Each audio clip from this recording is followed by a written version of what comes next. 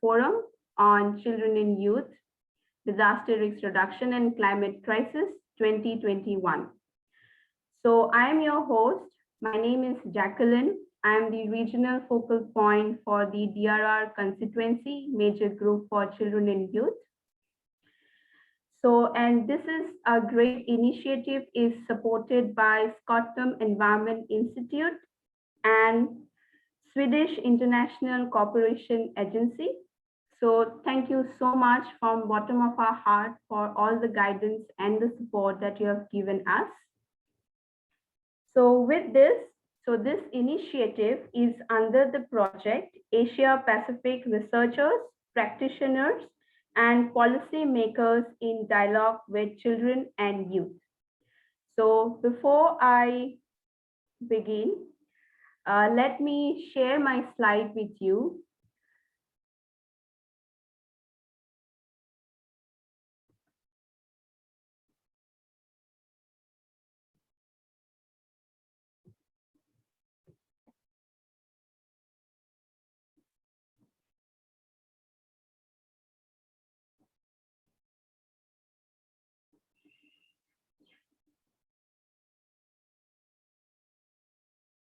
So today we are for the opening session. So let's begin with a few of the things. So feel free to tell us from where you are joining and which organization it represents. We are very curious to know you, and definitely this collaboration would go a long way. And also feel free to put your questions in the Q&A box to the panelists and to the speakers, and they would be answering you in the Q&A box. And if there is any issue with your Zoom, please contact with Anish, so he would be able to support you in this. So we have a great children and youth speakers joining us today. So few of the points. So don't entertain any direct message from the people you don't know. And you have not required to share your full name or your social media account. If anytime you feel uncomfortable, please let us know, or you can let your mentor know about it. And if you're not comfortable answering any questions, feel free not to answer it.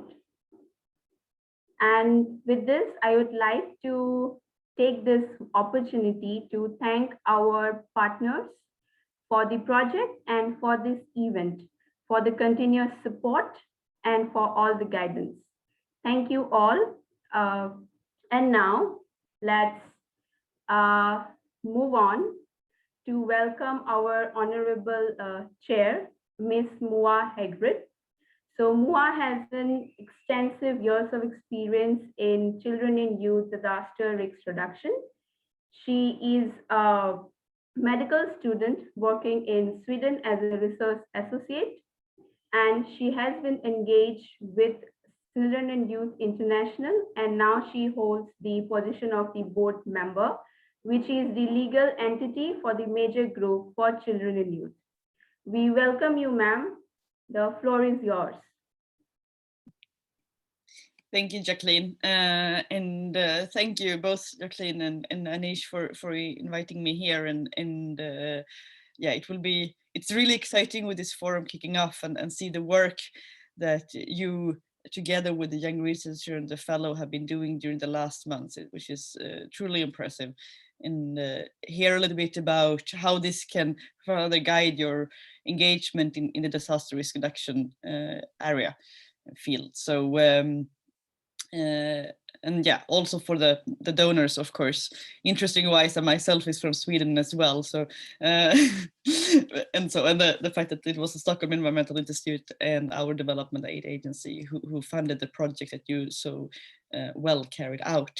But yeah, no further delay. Want to take the time for you guys to talk and all the speakers. So back to you, Jacqueline. Thank you so much, Honorable Chair. So I would like to take your permission if I can officially begin the opening ceremony. Absolutely. Thank you so much. So with the permission of the ma'am, so let me formally announce the opening of the session and to welcome our distinguished guest and our honorable panelists who would join us from across the regions. Let me welcome Preeti Shakha.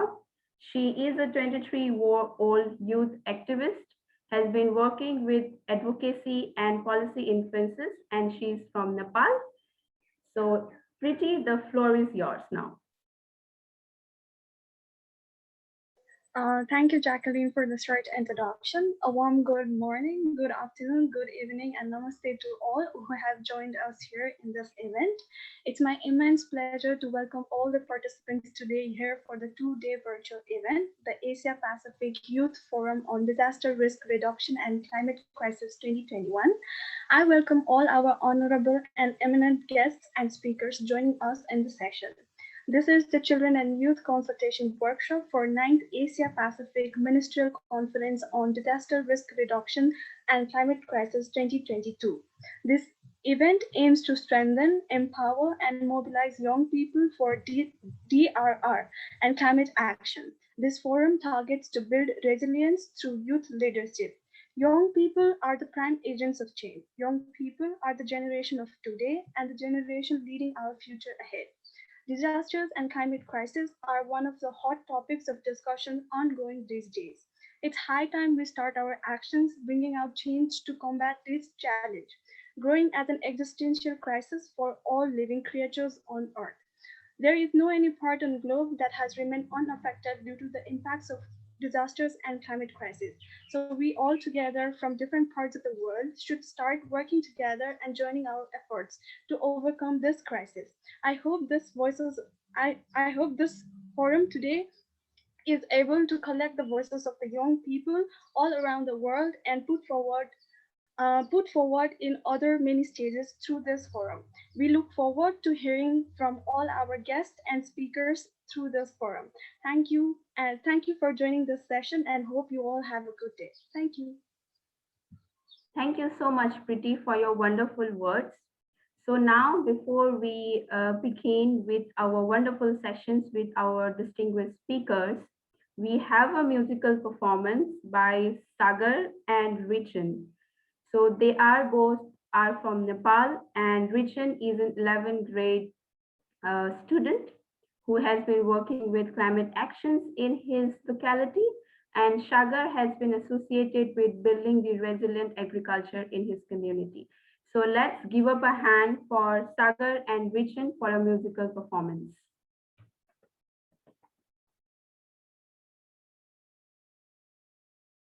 So Sagar and Richan, the floor is yours.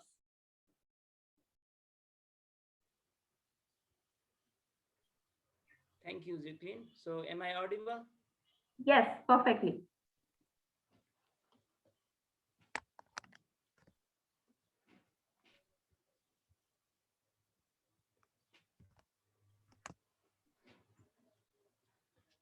So hello everyone, this is Sagar Paudal, an undergraduate student of agricultural science, currently studying at Lomjung campus at the last year of my studies, and I'm a national director of Yes Nepal.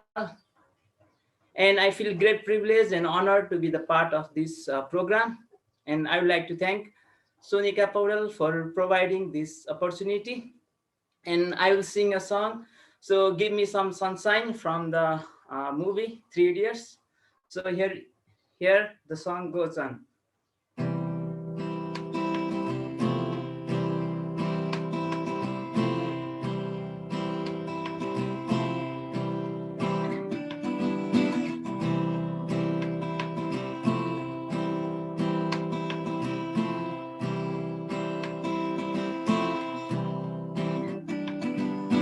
सारी उम्र हम मर मर के जी लिए, एक पल तो अब हमें जीने दो।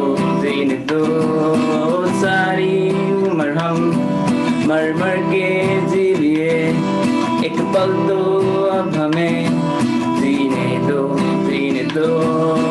ना ना ना ना ना ना ना ना ना ना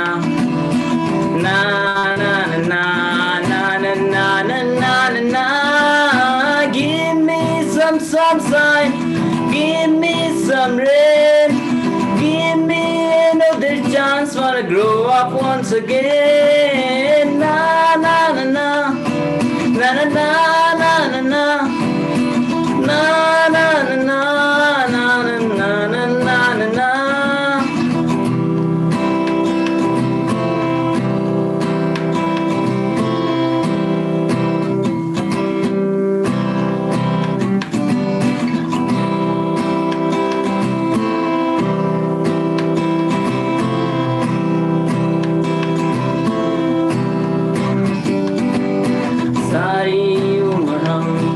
मर मर के जी लिए एक पल तो अब हमें जीने दो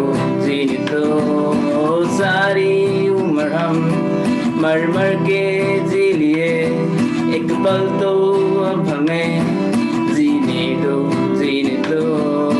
ना ना ना ना ना ना ना ना ना ना na na na na na na na na na.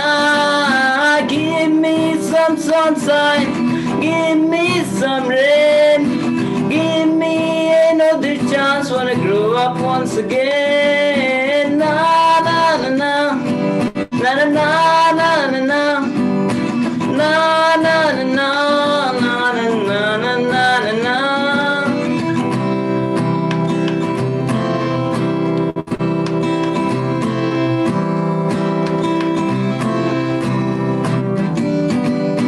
बचपन तो गया जवानी भी गई एक पल तो अब हमें जीने दो बचपन तो गया जवानी भी गई एक पल तो अब हमें जीने दो ना ना ना ना ना ना ना ना ना na na na na na na na na na. Give me some sunshine, give me some rain, give me another chance, wanna grow up once again. Na na na na na na na na na na na na na na na na.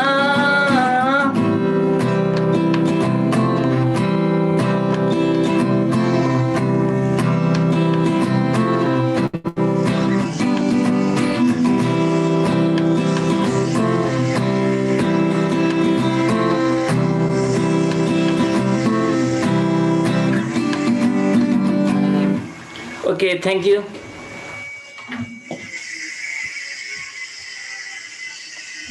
Thank you so much, Sagar. May I now request Richin for his musical performance. Hello, my name is Rinjin Sherpa. I'm 16 years old and I'm currently studying in Trinity International College in Delhi Bazaar, Nepal. So the title of my song is Heather by Conan Gray.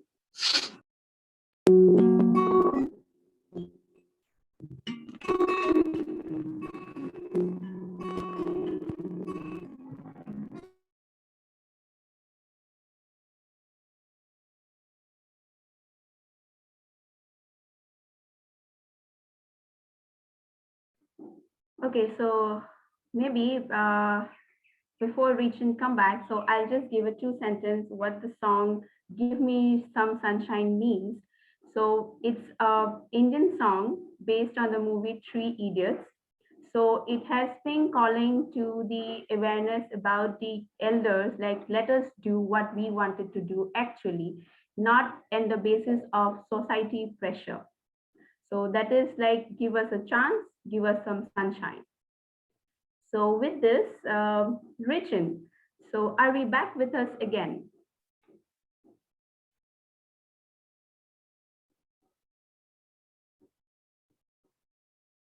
Okay, so definitely we'll get back to Richin again, and we would love to hear your voice.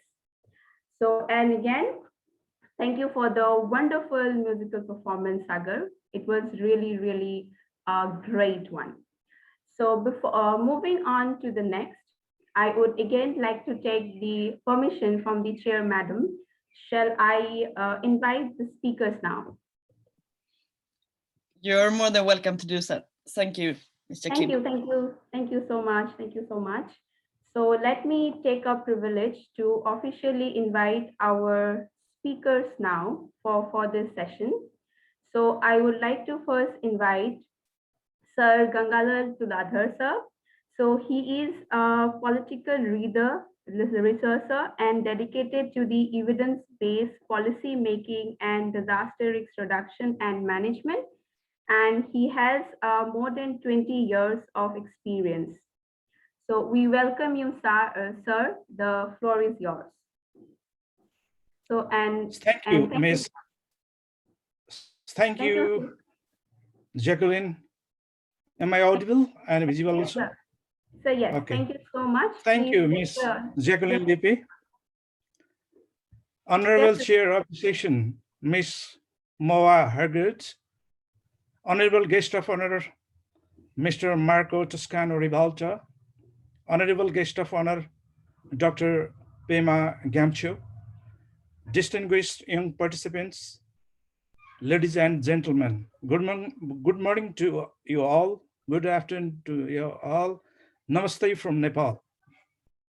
With the objectives of capturing the voices and statements of the young peoples with their inputs and recommendations for the policymakers in the form of youth stakeholders group, action statement of Asia Pacific Youth Call to Action, which will be used as an advocacy document and lead up the children and youth engagement to the 9th Asia Pacific Ministerial Climate and Disaster Risk Reduction APMCDRR. This virtual conference, I hope, will be succeed. As a political activist, DRR campaigner, and former Minister for Education of Nepal, I would like to put some efforts we made in Nepal for your kind understanding and references for the discussions ahead. Nepal's geography, geological position, and the impact of climate change are the primary causes of disaster in the country. Rapid, unplanned urbanization and environmental degradation has further intensified the disaster risks in Nepal. As a result, Nepal is one of the most disaster-prone countries in South Asia, with earthquakes, frequent flooding, landslides, and multiple hazards and disaster striking every year. In a global comparison, Nepal ranks fourth in terms of climate risks. Also, the country ranks 11th in terms of global risks of earthquake. The country is in top 20 of all the multi-hazard countries in the world. In 2015, two powerful earthquakes hit Nepal, killing almost 9,000 people, injuring 22,000 others, and displacing hundreds of thousands and more. Damage and losses are estimated at $7 billion. Nepal is one of the top 10 countries in the world in terms of disaster-related mortality as well. Most of the monsoonal precipitation during June and September triggers regular flooding in the low-lying Tarai plains. Historically, flooding has caused the most significant economic damages in the country. Droughts have had similar effects, as unusual patterns of rain and droughts have caused early crop production losses. The total value crops lost due to extreme weather amounts to around $1.5 billion. Rises in maximum and minimum temperatures are expected to be stronger than the rise in average temperature, likely amplifying the pressure on human health, livelihoods, and ecosystems. Temperature increases is expected to be the stronger during the winter months and already having significant impacts on the environment in Nepal. The species ranges are shifting to higher altitudes, glaciers are melting, and the frequency of precipitation extremes is increasing. Keeping all these facts in mind, the Parliament and Government of Nepal has made significant achievements in terms of legal frameworks, policy instruments, and institutional arrangement for disaster risk reduction and management. Nepal's disaster governance is guided by its Constitution 2015, the Disaster Risk Reduction Management Act 2017, and Local Government Operation Act 2017. The constitutional provisions regarding shared responsibility of all tiers of government have provided legal backup for institutionalizing disaster risk reduction and management at national and sub-national levels. The government of Nepal has endorsed a National Disaster Risk Reduction Policy 2018 and a Disaster Risk Reduction Strategic Action of Plan of Action 2018 to 2030, which provides a comprehensive planning framework to disaster risk reduction and management in Nepal, encompassing different priority areas and guiding government sectors and stakeholders to achieve targets by adopting appropriate processes. In addition, the National Disaster Response Framework 2014 and First Amendment 2019 has been formulated, ensuring that the role of government bodies and the private sector in order to effectively carry out disaster response activities. Disaster Risk Reduction and Management Act 2017 established a National Disaster Risk Reduction and Management Authority under the Ministry of Home Affairs, MOHA. MOHA is leading the ongoing effort to operationalize National Disaster Risk Reduction and Management Act. The Disaster Risk Reduction DRR policies and practices are fostered through disaster risk reduction and management initiatives at global level, national and sub-national levels as well. According to the Sendai framework, work of action for disaster risk reduction, there are four priorities. We, the political leaders of Nepal, have established a loose forum. It is a loose network named National Campaign for Disaster Risk Reduction and Management. We have already reached all 7 provinces and also planning to go into all 753 local governments and 6,743 ward levels as well, with trainings, workshops, and mass meetings on disaster risk reduction and management. Finally, I would like to thank you all and wishing the grand success of this wonderful virtual event. Thank you very much. Namaste once again from Nepal. Thank you, Dr. Galal. And yeah, namaste back to you. And thanks a lot for sharing your experiences, which is very long and important to learn from. And I really appreciate that you pointed out a lot on the underlying risk drivers as well, which is, I believe, is an important aspect to solve things in the long end. And I can see that you have quite an extensive background in science and evidence-based policy. And I believe that from this project now that Jacqueline and Anish so well have been driven with the Young Fellows, the aspects of young scientist engagement have been a key. So I wonder if you would like to share a bit your thoughts on what you think that young scientists can do to make sure that there is enhanced evidence-based policy created in this field. Mm-hmm.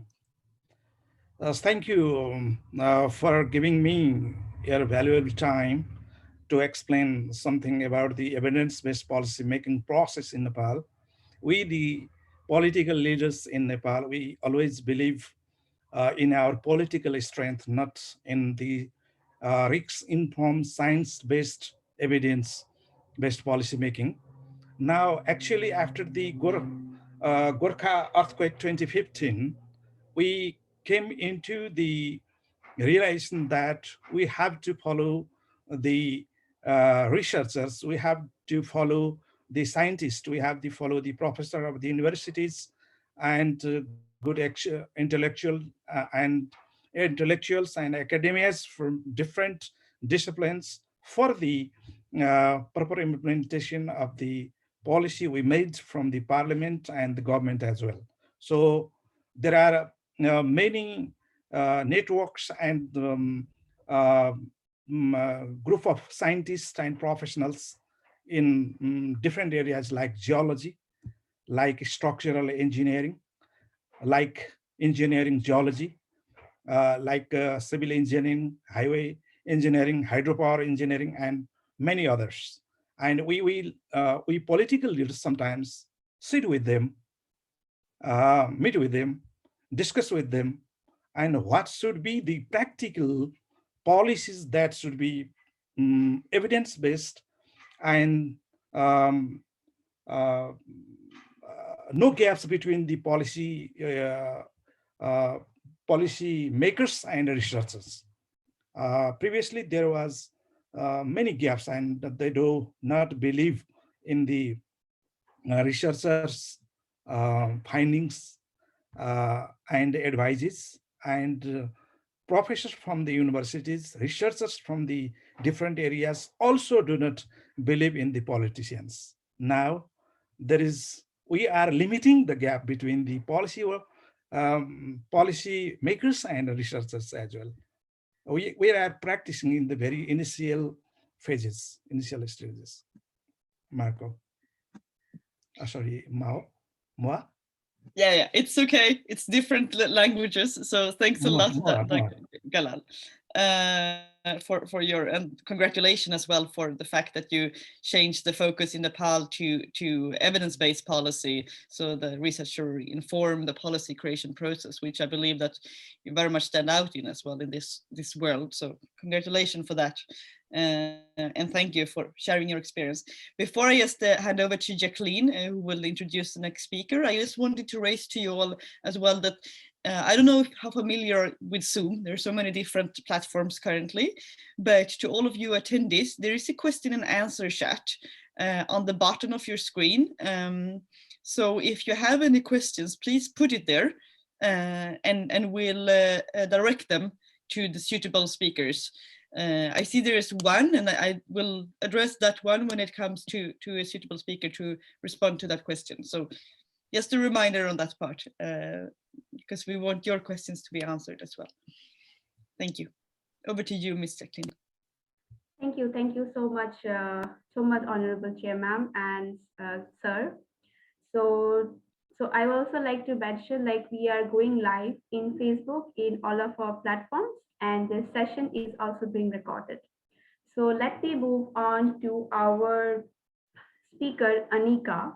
So who is a 9-year-old student, and she has been started actively working in the disaster risk reduction and climate activities, and she have learned through various platforms about first aid and about the emergency skills. So may I invite now Miss Anika. Anika, the floor is yours now. Yes, thank you, Jacqueline Didi. So namaste everyone. So I hope you all are safe, healthy and happy. My name is Anika and I am 9 years old. I live in Shimla, which is a small city in the Himalayan region of India. As you know, we are going through very difficult times due to this COVID-19 pandemic. This pandemic is killing so many people every day. It makes me think that maybe we were not enough prepared for this. However, there is so much we can learn from these difficult times. Just yesterday, an earthquake hit the state of Assam in India. Can you imagine dealing with an earthquake in the middle of a pandemic? What does it teach us? That no matter how good or bad situation we are in, a disaster can happen anywhere, anytime. My parents work at an NGO called Doers. They tell me that we should be more aware and better prepared. They say that climate change is one of the biggest problems for the world. Well, I do agree on this. When I read about climate change, I feel so worried. I think that the earth is warming up and it is disturbing our weather also. Last month, there were fires in a forest near my house that happened twice in a month.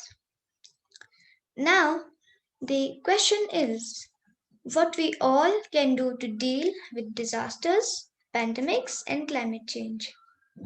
I think we can do a lot. We can learn so many ways to be prepared and safe. Knowing what to do in case of disasters is very, very important.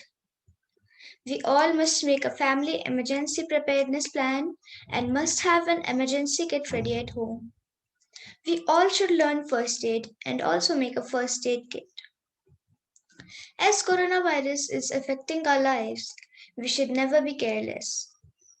Wear your masks properly. Do not go to crowded places and wash your hands regularly. Well, there is so much to say, and I could do this whole day. I hope you will remember my message. Together, we all can create a safer and better world. Thank you so much for listening to me. Take care. Namaste.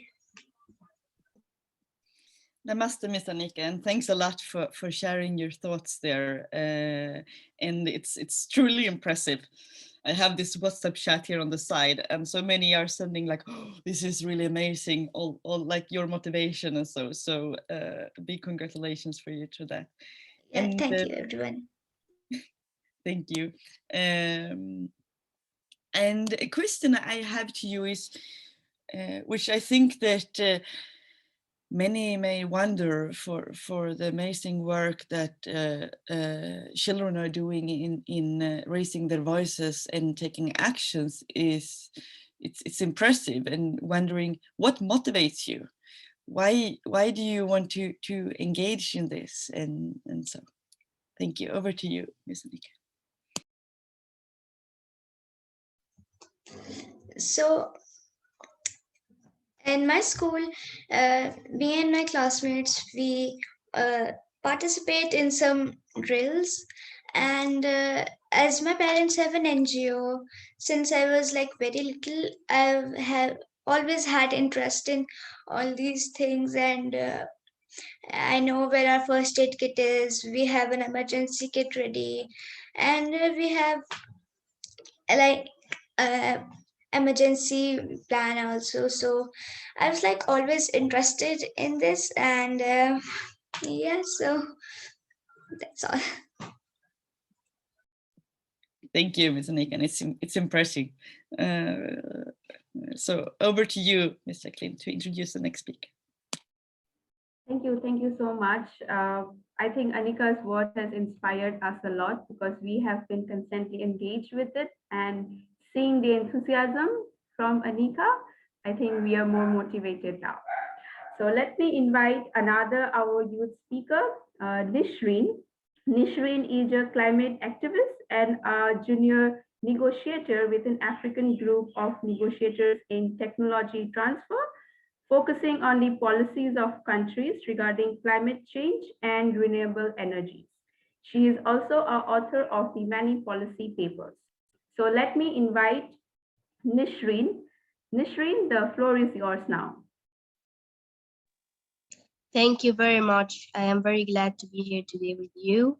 As you mentioned, my name is Nisreen. I'm from Sudan. I did a bachelor degree in physics and a master degree in renewable energy. And I've been doing climate activism since 2013. I've done a lot of negotiations in the climate change field.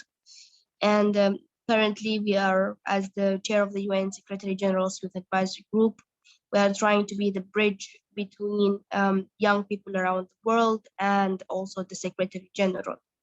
I think I'm bringing a little bit different perspective, which is the African perspective for disaster risk reduction.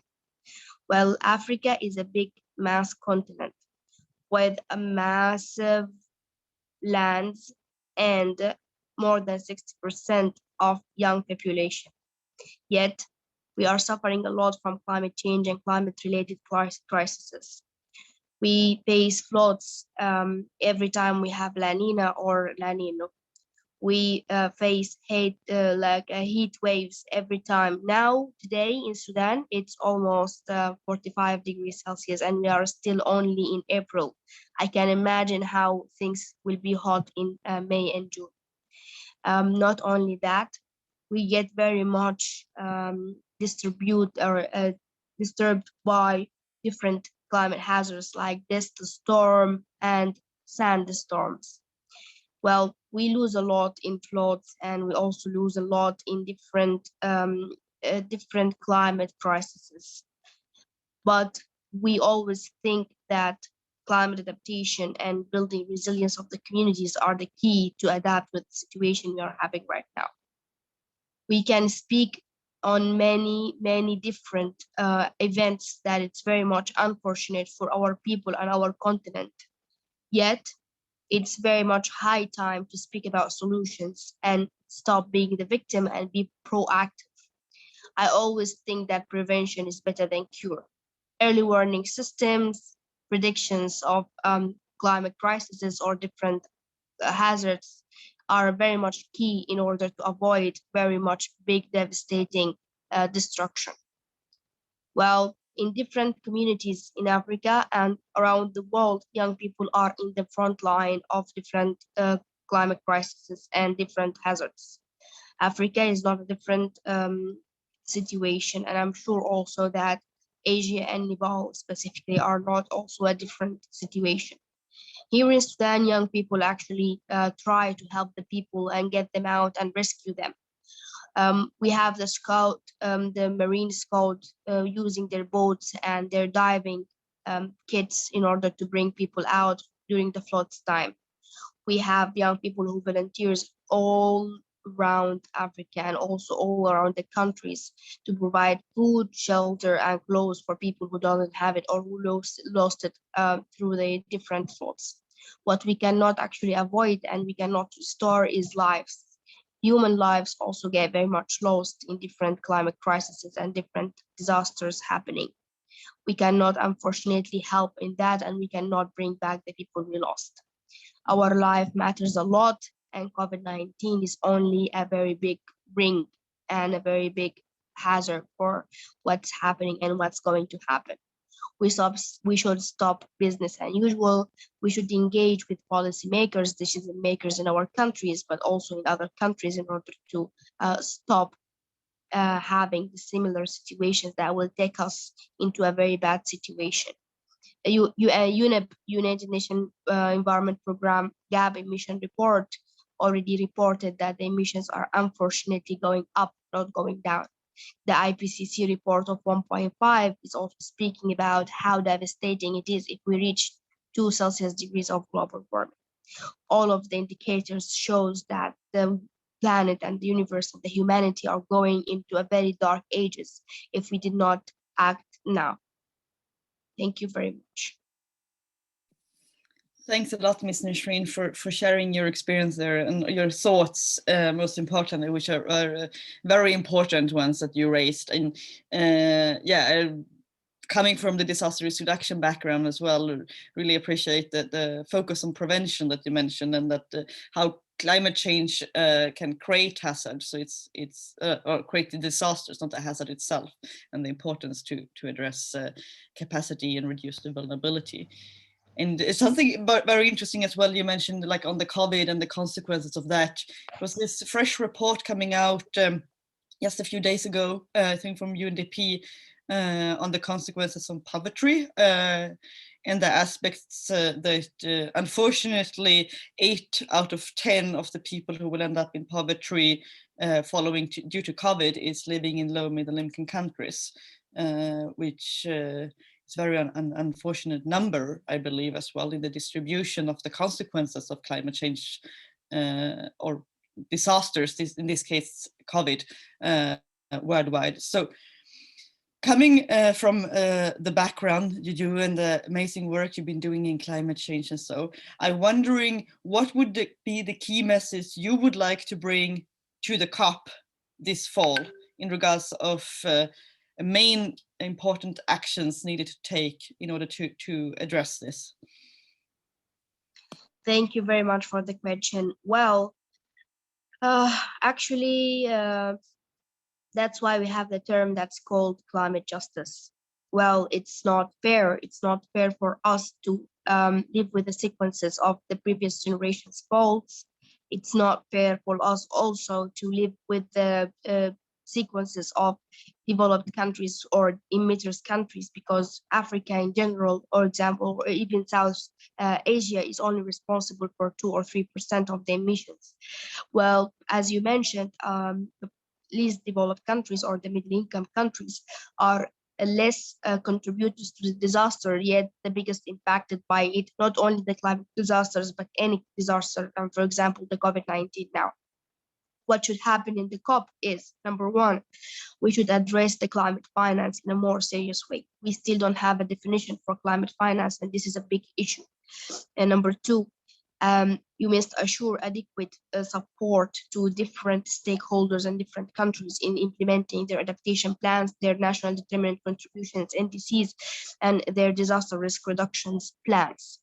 Number three, and this is the most important, we should reach an agreement on the loss and damage agenda item, which is very important for a lot of us.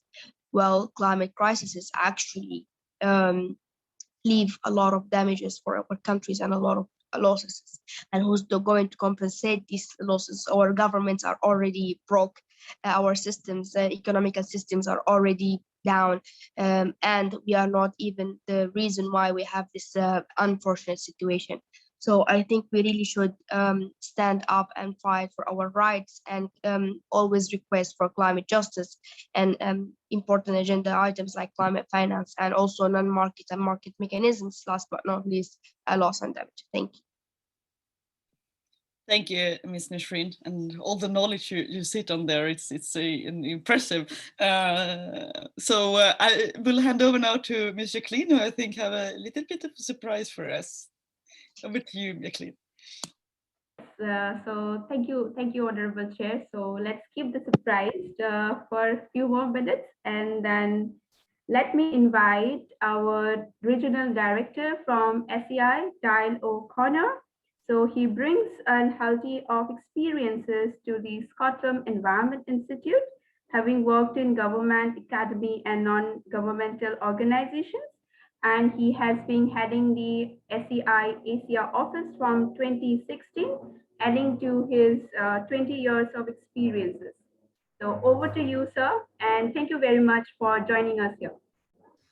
Well, thank you very much. I hope everybody can hear me. I'm not quite sure what surprise I am, but it's glad to be here with everybody. So thanks to the Child and Youth Group for bringing us all together here today. And I think it's great to be part of this kind of Asia Pacific Youth Forum on disaster risk reduction and climate crisis.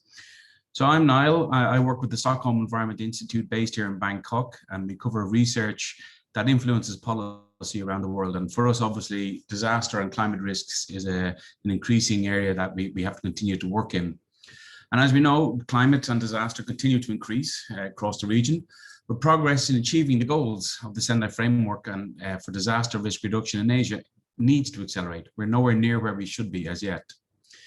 And in recent years, you've seen that many important innovations have happened in technologies and infrastructure and in disaster management systems that help reduce the risks and the impacts. But however, there's still a significant challenge: how to make disaster risk reduction, climate change, and sustainable development decision-making processes more inclusive, more participatory, and empowering at the same time. So quite some challenges.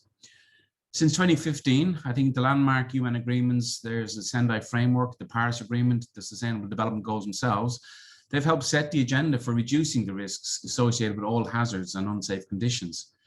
But if we want to continue to reduce risks, we must be increasingly joined up in our approaches, working cross sectors, between and within institutions, and ensuring harmony amongst the policies that we're developing through to the activities that we undertake. The 2030 agenda for Sustainable Development reaffirms the urgent need to reduce risks further from disasters. And the SDGs can also contribute to reducing these disaster risks and help build resilience. So we have to continue to highlight the strong correlation between disaster risk reduction and sustainable development. One won't happen without the other. The framework itself calls for engagement of all of society. Sadly, though, many social, political, and cultural barriers still exist that prevents meaningful participation of many marginalized groups, and especially here in Asia and Pacific, and I'm sure also in Africa. So women, children and youth, people living in poverty, the elderly, people with disabilities, ethnic minorities, indigenous people, non-normative genders and sexualities, and all of the disaster affected and climate displaced people all have important knowledge to support in such decision-making, and we need to hear them. However, too often they remain marginalized or sometimes lack the means and support for empowerment that will enable them to challenge kind of the dominant narratives in the disaster risk reduction processes. So efforts that should target the underlying causes of vulnerabilities are critical, yet the dominant narratives often focus maybe solely on the economic side of it or on infrastructural risks and less so on social.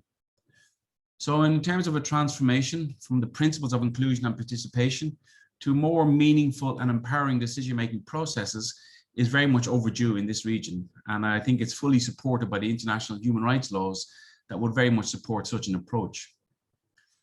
So children and youth are recognized as a key group for long-term progress and sustainability of transformative disaster risk reductions. And young people have unique experiences, unique perspectives and forms of knowledge that have unbound potential to reduce risks and build resilience for both the current and future generations. And the youth remain key actors who will continue to be affected by climate change and who will be responsible for transforming the systems. And this is going to get more so as many of the younger people are coming up to the age of voting and telling us what to do. We look forward to that too. And I suppose this is arguably in the region around Asia Pacific of greatest importance, not only because most of disaster and climate affected region in the world and getting worse, sadly, but also over 60% of the world's youth live in this region. So therefore, it's a great urgency on all of us to focus on education, capacity building, and creating professional opportunities that are sustainable and that can provide individuals and societal well-being for all of the young people across this wonderful region. But there should be a note of caution here, and this is more on me than anybody else, but let us not now, as senior, older decision makers that are sitting here today, waste an opportunity to do all that we can to reduce the burden that we're leaving on the next generation. We have to stop looking at our children and the youth as going to be the solvers of this climate crisis that we help make, but rather take our responsibility more seriously and do all that we can do now to make sure that we strengthen the youth's resilience and the chances for a sustainable and prosperous future. And I think it's in this context that SEI, through the Strategic Collaborative Fund supported by CEDA, that we set out to support the child and youth group here and all of the partners, culminating in this exciting event. And this Strategic Collaborative Fund aims to build capacity and enable learning across regional collaborations and helps achieve the SDGs through such strategic policy events. So SEI, with our research teams on climate change, on disaster and development, and with our International Centre of Excellence on Transforming Development and Disaster Risk being led by Michael, who's here with us today, we're very proud to support the Child Youth Group and the UN Major Group for Children and Youth, the young fellows and researchers and all of the partners and collaborators that are here today. And we know that you've worked so hard over the last year to produce these amazing results. And clearly that's been a challenge in the past COVID year. So congrats to all of you for doing that. And at SEI, our disaster risk and our climate work will aim to continue to lead to effective policy implementation, greater uptake of knowledge in decision-making, and empowerment of marginalized and at-risk communities. And we hope that through this project and this event that we're here today, it'll be a great example of how the youth and the children can be meaningfully engaged in our dialogues. And I look forward to kind of hearing the outcomes of this work over the next 2 days, and indeed in supporting this work well into the future. So thank you all for the great work you're doing, and we look forward to learning from you all. Thank you. Thanks a lot, Mr. Niall, and for all your thoughts there, and most important as well, your institution's support to making this happen, and the work that Jacqueline and Anish and their colleagues have been carrying out, which I'm also truly exciting to see the result of. So thanks a lot to you and the SEI and CEDA. And you mentioned as well the correlation between disaster risk reduction and sustainable development, which I believe is a field that Mr. Marco is coming in later speaker know about, that the children and youth try to integrate when they work together with him as well in New York to integrate that in the policy aspect. So that's a very important aspect, and what you're talking on in regards of the inclusivity, we are truly glad to hear that you believe in support. So thanks for that. And I have a little bit of tricky question to you now, and it's a little bit about the voices of youth, and to share your thoughts on this one. I believe many of you know about the recent event that US hosted in regards of climate change, and a young person engaged in climate change, I believe many of us know about, is Greta. And one of the responses she made to these discussions that they had there was about that in regards of innovations, and so that we don't have the time to always wait for the innovations to take place. So what's your thoughts on it's a complex topic and it's a bit tricky question, but would like to hear your thoughts on this one. I think Greta is doing a great job in many ways, for sure, and I hope she continues, along with Nika and others, to continue raising the youth's voice for this. But I also think she's absolutely right in terms of innovations. We do need innovations, let's be clear. We need to continue to look and to research and to look at alternative approaches. But we have many solutions that we can integrate today. And I think we have to challenge the climate financing institutions as to why they're always looking for new and innovative approaches, when we could invest in solid solutions, whether at the urban level, whether in forestry levels and in other areas that we know work, and that can help immediately reduce the impacts of climate change and immediately help to support, I suppose, livelihoods and resilience of vulnerable communities.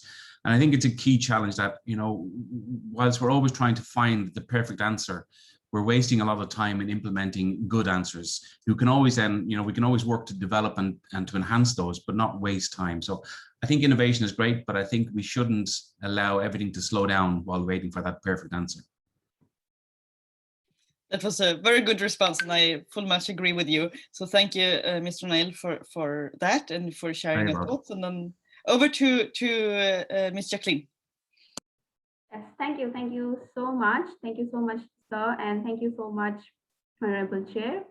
So going to the surprises, let me welcome again Richin for his musical performance. So he is very excited to perform with us. So let's welcome Richin. So Richin, the floor is yours now.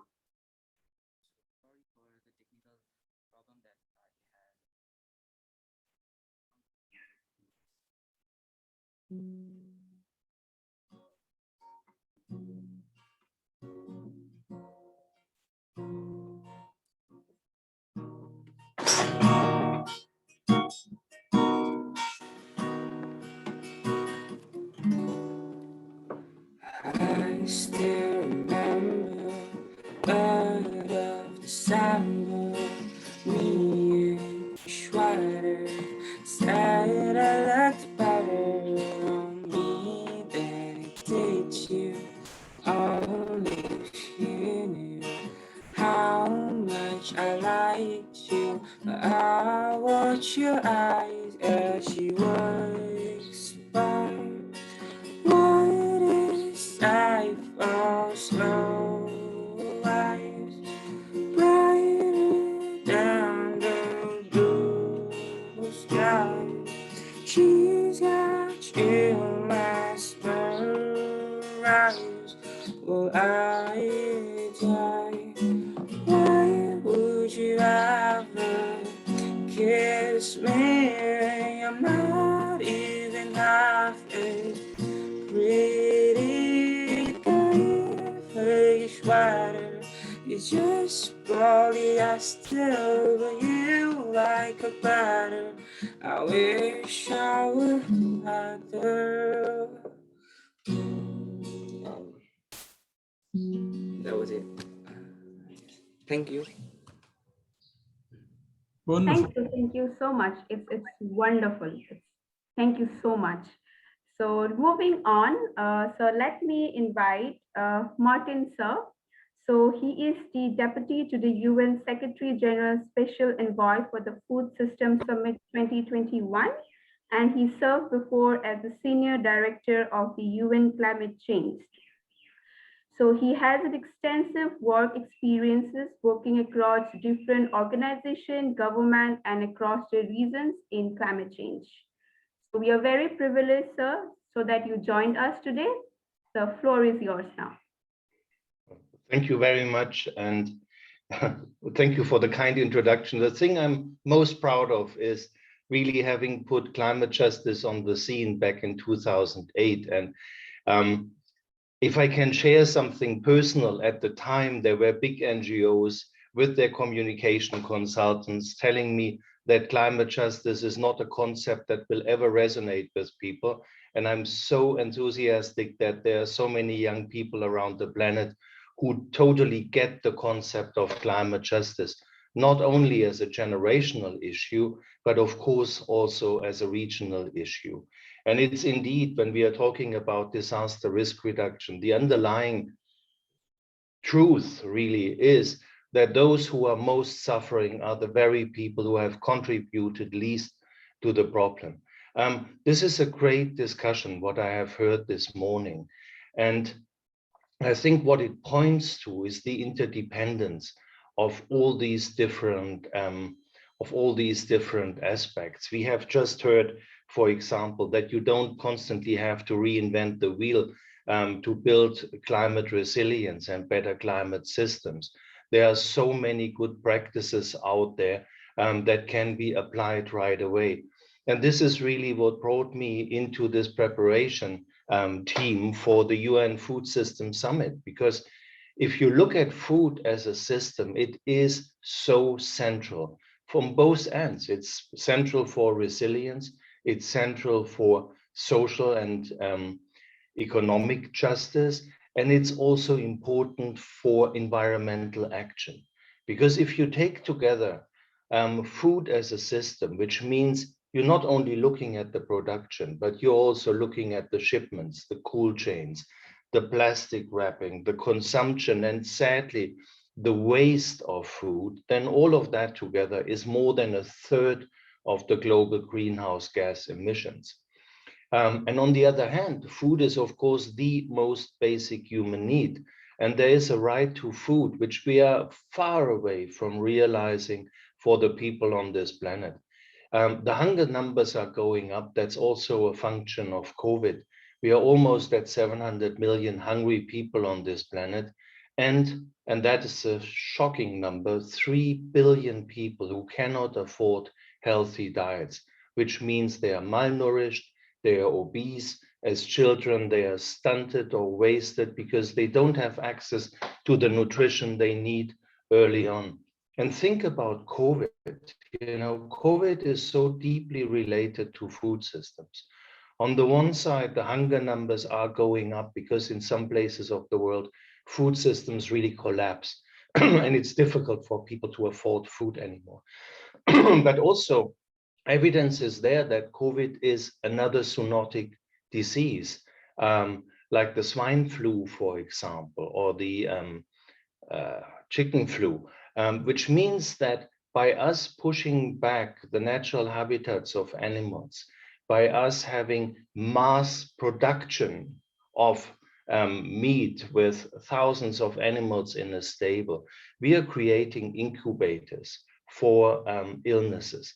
So when we want to create resilience, when we want to be prepared to the next shocks, when we want to avoid them, to me, food systems are really a very, very central part in that.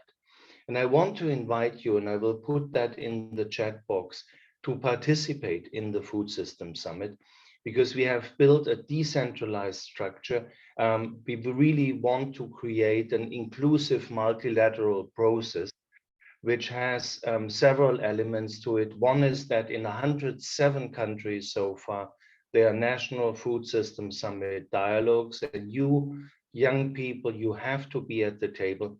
If you check the website summitdialogues.org, you see who the conveners are, who you can address. You can organize your own independent food system summit dialogues in your constituencies to input to this process, and you can dialogue with us on the food systems.community site and become a food system hero yourself, register, be active.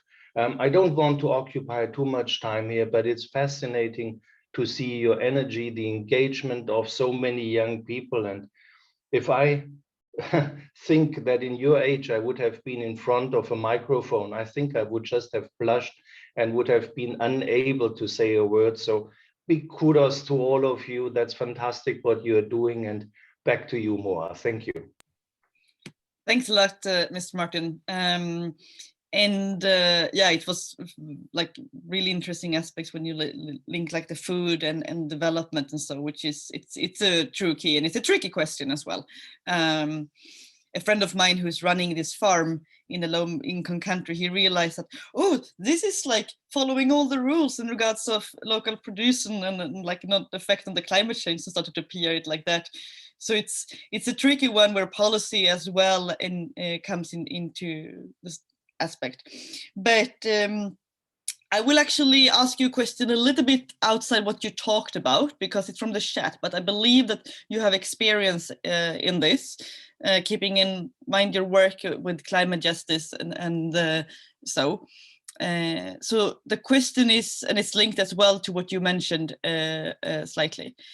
So it from Logesh Kumar, and he asked, how likely are we to see the infectious disease spread as a result of climate change? So over to you, Mr. Martin. That's a very good question. And early on, we had evidence of exactly that happening. You know, there are vector-borne diseases, which basically are diseases that are transported by insects. And we had Zika, for example, Zika fever, appearing at places where it was never before. And tracing it back, there was trade going on with used car tires. So that sounds bizarre, but if you imagine a car tire, there were little puddles of water on them. And transporting over the ocean in a certain temperature had basically the insect surviving. So that is an example of how climate change very directly affects areas of the world. Then malaria is a classic disease and a deadly disease. We all too often forget how deadly malaria is, which is on the rise because of climate change. But then there's also hidden effects that you don't see immediately. For example, if you are growing crops, crops have a very narrow corridor of temperature where they can really strive. And if nighttime temperatures, for example, are slightly higher than they used to be, the nutritional value goes down, which means people are eating the same food, but they are not getting the nutrients they need, which makes their bodies more vulnerable, really, to viruses, to any attack on the immune system. Dr. Tedros, the head of the World Health Organization, put it very, very eloquently, and he said the first wall of defense against any pandemic is well-nourished people, because they can lead a healthy lifestyle and their bodies can better react to attacks coming from bacteria and viruses. So maybe this is answering your question. Thank you, Martin. And yes, it's an important aspect, and you very much answer it. So over to you, Mr. Klein. Thank you so much, Moa. Thank you so much, Martin, sir, for your inspiring words.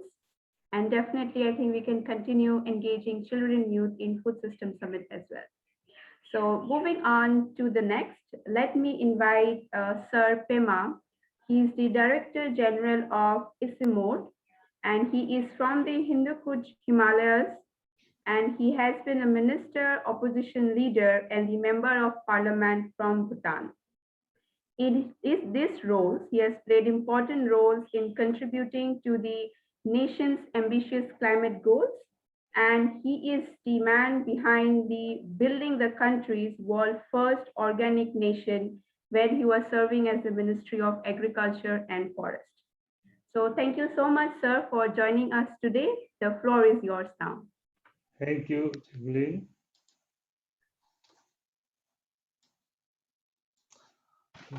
Honorable Chair, distinguished guest of honors, distinguished speakers, and most importantly, dear young men and women from the Asia Pacific region and beyond. Good morning from Kathmandu, Nepal. We have heard Anika and Nisrin loud and clear.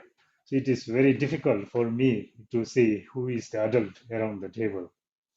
I think we need millions of Anikas and Nisrins around the globe, and we are sure that we can make a difference.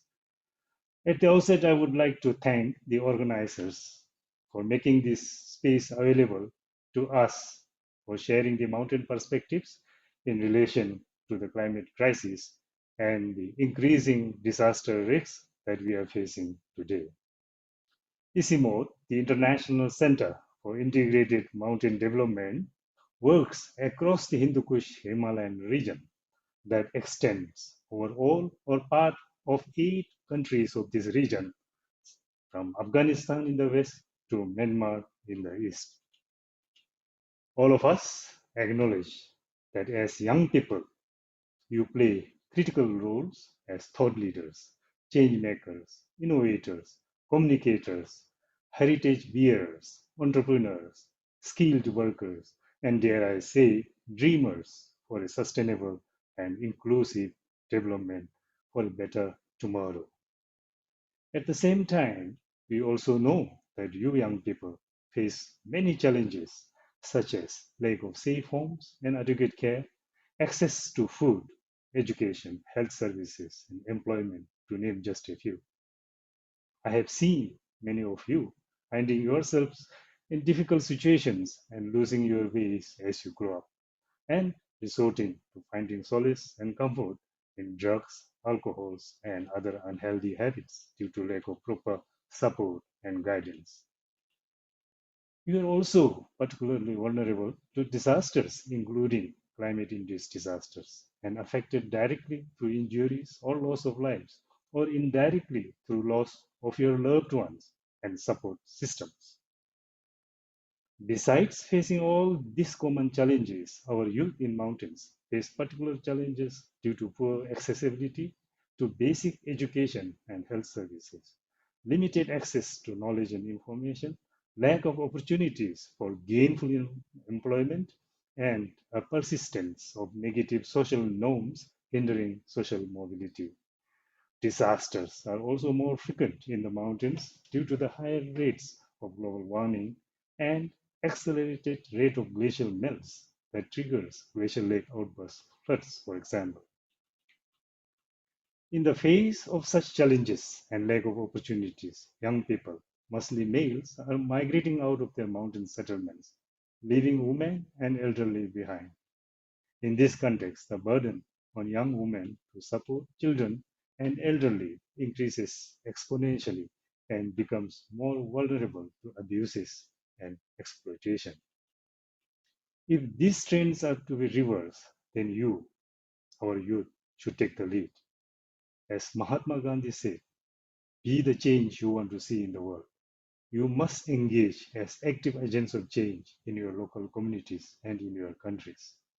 As adults, we must create enabling condition for you to channel your intellect, your energy, and enthusiasm to mobilize support for more sustainable ways of using natural resources, act on meeting the sustainable development goals, and establish mechanisms for coping with climate change impacts and disasters.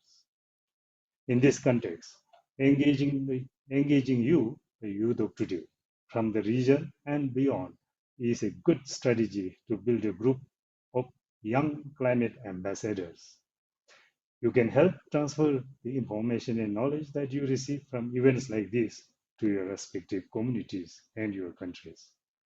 At ICIMOD, we recognize your importance in sustainable and inclusive mountain development and believe in your ability to be a part of the solution for a range of challenges, including climate crisis.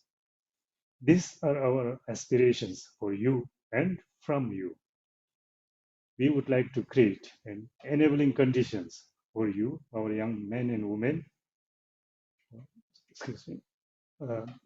boys and girls to motivate you to stay back in your communities by creating new income generating and employment opportunities through promoting sustainable tourism and micro enterprises based on mountain niches and comparative advantages. We would like to contribute towards strengthening the social and physical safety of our children and youth in mountains by engaging with local communities and governments to provide adequate resources to enhance access to food, water, energy, education, health, and information technologies, and to establish advanced warning systems and disaster preparedness and response measures. In this regard, I would like to mention that ICIMOD has carried out a comprehensive assessment of the impacts of climate change in the Hindu Kush Himalayan region, and a whole chapter is dedicated to disaster risk reduction. You may like to refer to this document, and my colleague online will share the links. We would also like to support you to embrace, value, and promote the unique traditions and culture that supports nature and sustainable use of limited natural resources. We would like to support you and your organizations to actively engage in controlling pollution, in managing waste, and in preventing the loss of biodiversity. We would like to support you to connect with each other across communities, across physical and political boundaries to foster peace, harmony, and cooperation by hosting local, regional, and international seminars and conferences like this one. We would like to support you to pursue research and development studies in climate, environment, and natural resources management to prepare you as scientists and leaders. And finally, to take these aspirations forward, ICIMOD will put in place a dedicated desk for youth and children that will coordinate with our partners like SEI and CEDA and incorporate action plans in our programs. I'm confident that with your support, the youth of Asia Pacific and other regions, we will be able to contribute meaningfully towards a better future for us all. I look forward to interacting with you all tomorrow in a dedicated session where my colleagues will share more contextual information relevant to the theme of this event. On behalf of ICIMOD and the people of the mountains of the Hindu Kush Himalayan region, I thank you all for your kind attention. Thank you very much. Over to you, Jacqueline.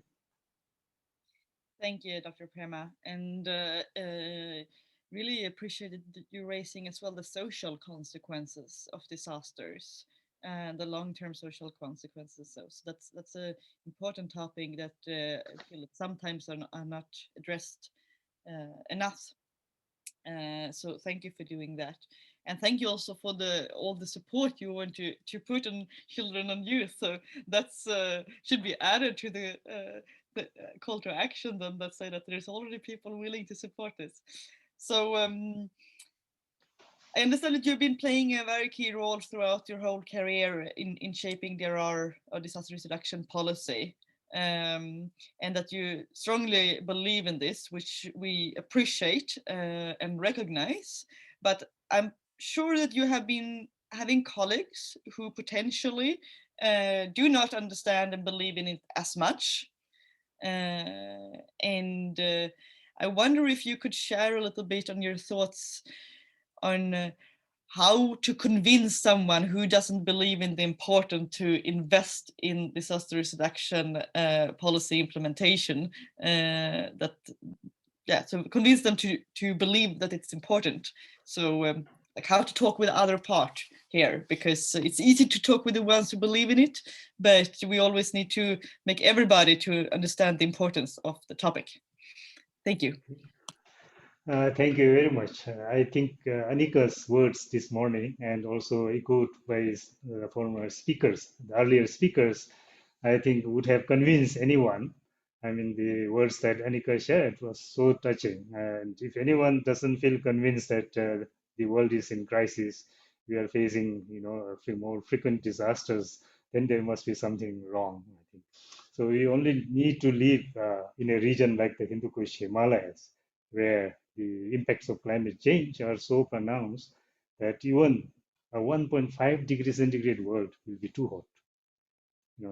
Imagine a world that in 50 years or so, at least if you don't do anything, 2/3 of the glaciers will be, in the Hindu-Kush Himalayas will melt, and there would be, no water for sustaining lives and supporting agriculture, even in the downstream areas, and that would affect, in fact, more than 1/3 of the world's population.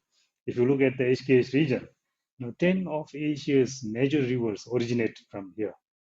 Imagine a world without these rivers. People will be starving. And when the glaciers melt, the immediate impact is in, the manifestation is in the form of disasters. So I think in the region, people do not actually need convincing. And you have politicians like the Honorable Gangalal talking earlier. I think the politicians are very much aware, and our scientists are doing a good job. And we at ICIMOD, we try to bring the science and policy together. We try to bring the scientists and politicians to sit across the table and link science to policy and practices. And we need to do more of that as we go on. Thank you very much. Thank you, Dr. Perman. I gave you a bit tricky question there, and it's very nice to, and I believe that in the Asia region are on the forefront and recognize the importance of this. So maybe it's a question more to ask for other regions as well, where there's more people sometimes questioning it. But you gave a really good response there on the importance to look on the faces, on the individuals and the stories, but also look on the science and the statistics. So thank you for that. So over to you, Ms. Jacqueline. Thank you, sir, and thank you, ma'am. And it was great listening to sir, because yesterday itself, while preparing for the event, I had an earthquake, and then in between I have to run, leaving all my work in between. So I think it's very important, like we work towards it, and Hindu-Kush Himalaya mountain is really vulnerable to it. So moving on, so we have Sir Barco from UNDRR Asia Pacific Regional Office, and he has 20 years of international experience and served with the UN and other international organizations at the headquarters. And he has been engaged with refugees, IDP protection, humanitarian relief, sustainable development, justice administration, and disaster risk management. So we are very privileged, sir, that you have joined us today in this event. Now I request you, and your floor is yours, sir. Over to you, Marco, sir.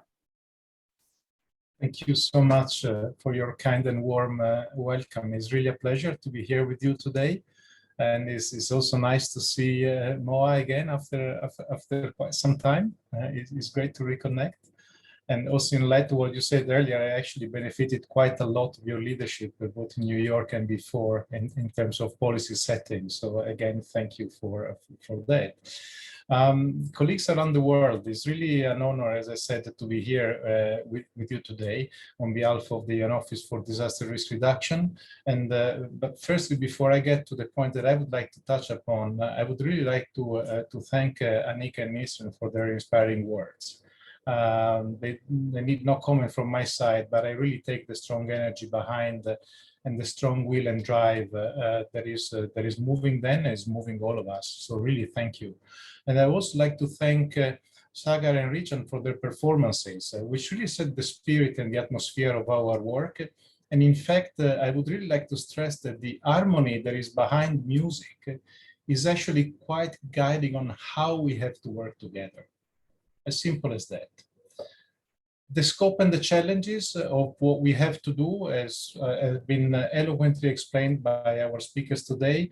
The cost of inaction was very clear. Last week's report, the State of the Global Climate 2020 report was, and it's quite telling in making the case, and I would say the compelling case to act. And yeah, I think that the picture is quite clear. So my intervention, I would like to take an angle on two dimensions. The first one is that, of course, the importance of disaster risk reduction as part of climate action, as part of SDGs work, it couldn't be stressed stronger. So that for sure is a fundamental pillar. But another pillar that I would really touch upon today is the fact that we really need to continue to join forces to create that space and the leadership space for children and youth.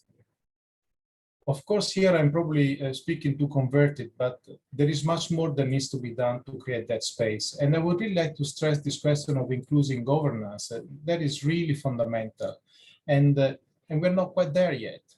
The IPCC already a few years ago, in fact, also pointed to the fact that weak governance is a risk driver. So any governance mechanism that doesn't include the youth and children's voice and vision is actually in and of itself a risk driver.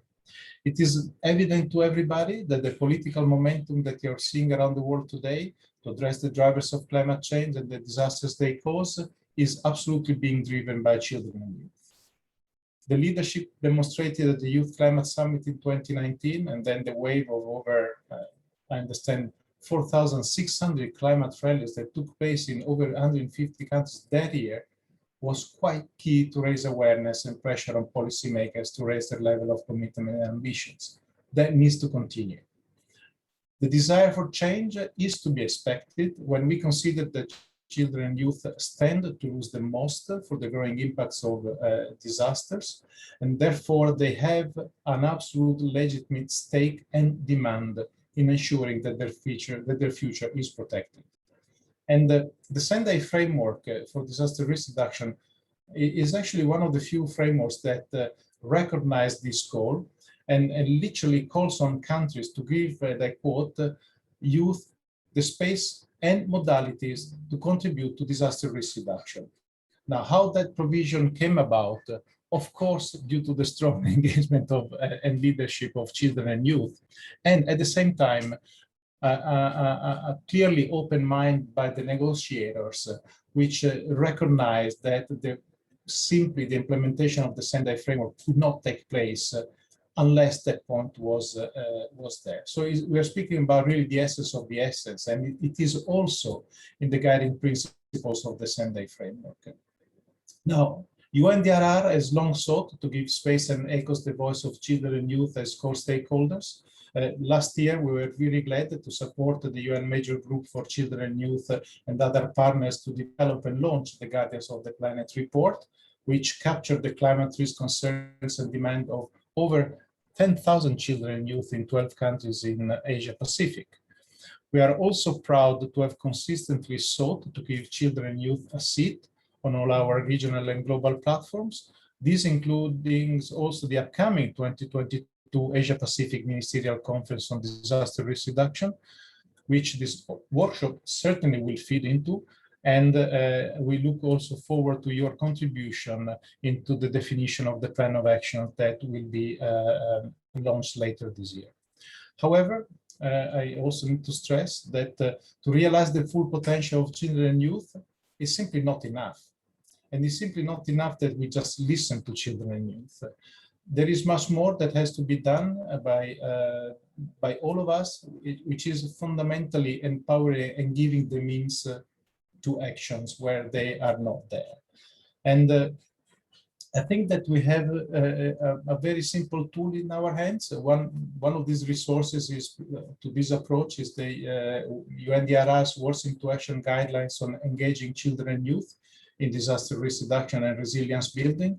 This was developed together with children and youth, so it does capture their vision on how this harmonious collaboration that music has inspired us can actually work in practice and in fields beyond music in itself.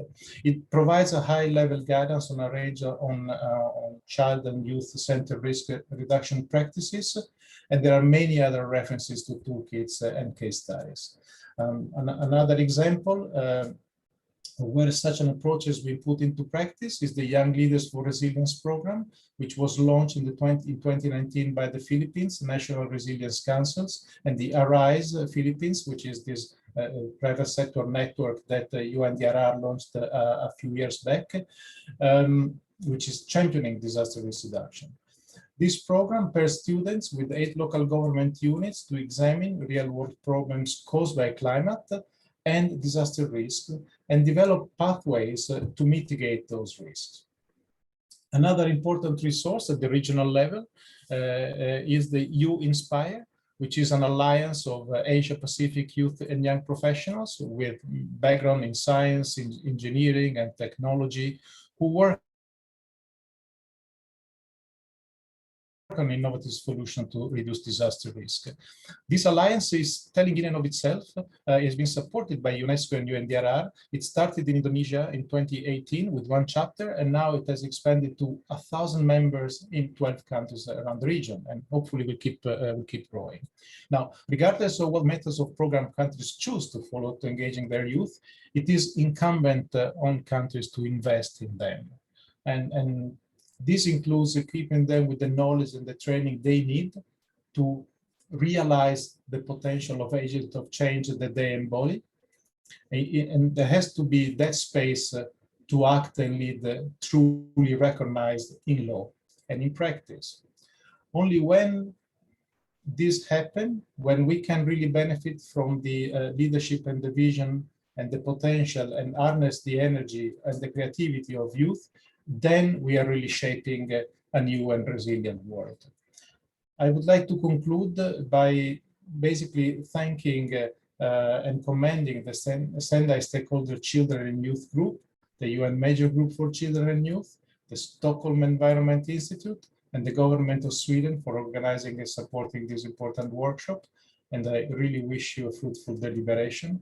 And most fundamentally, I look forward to our continued collaboration. Thank you.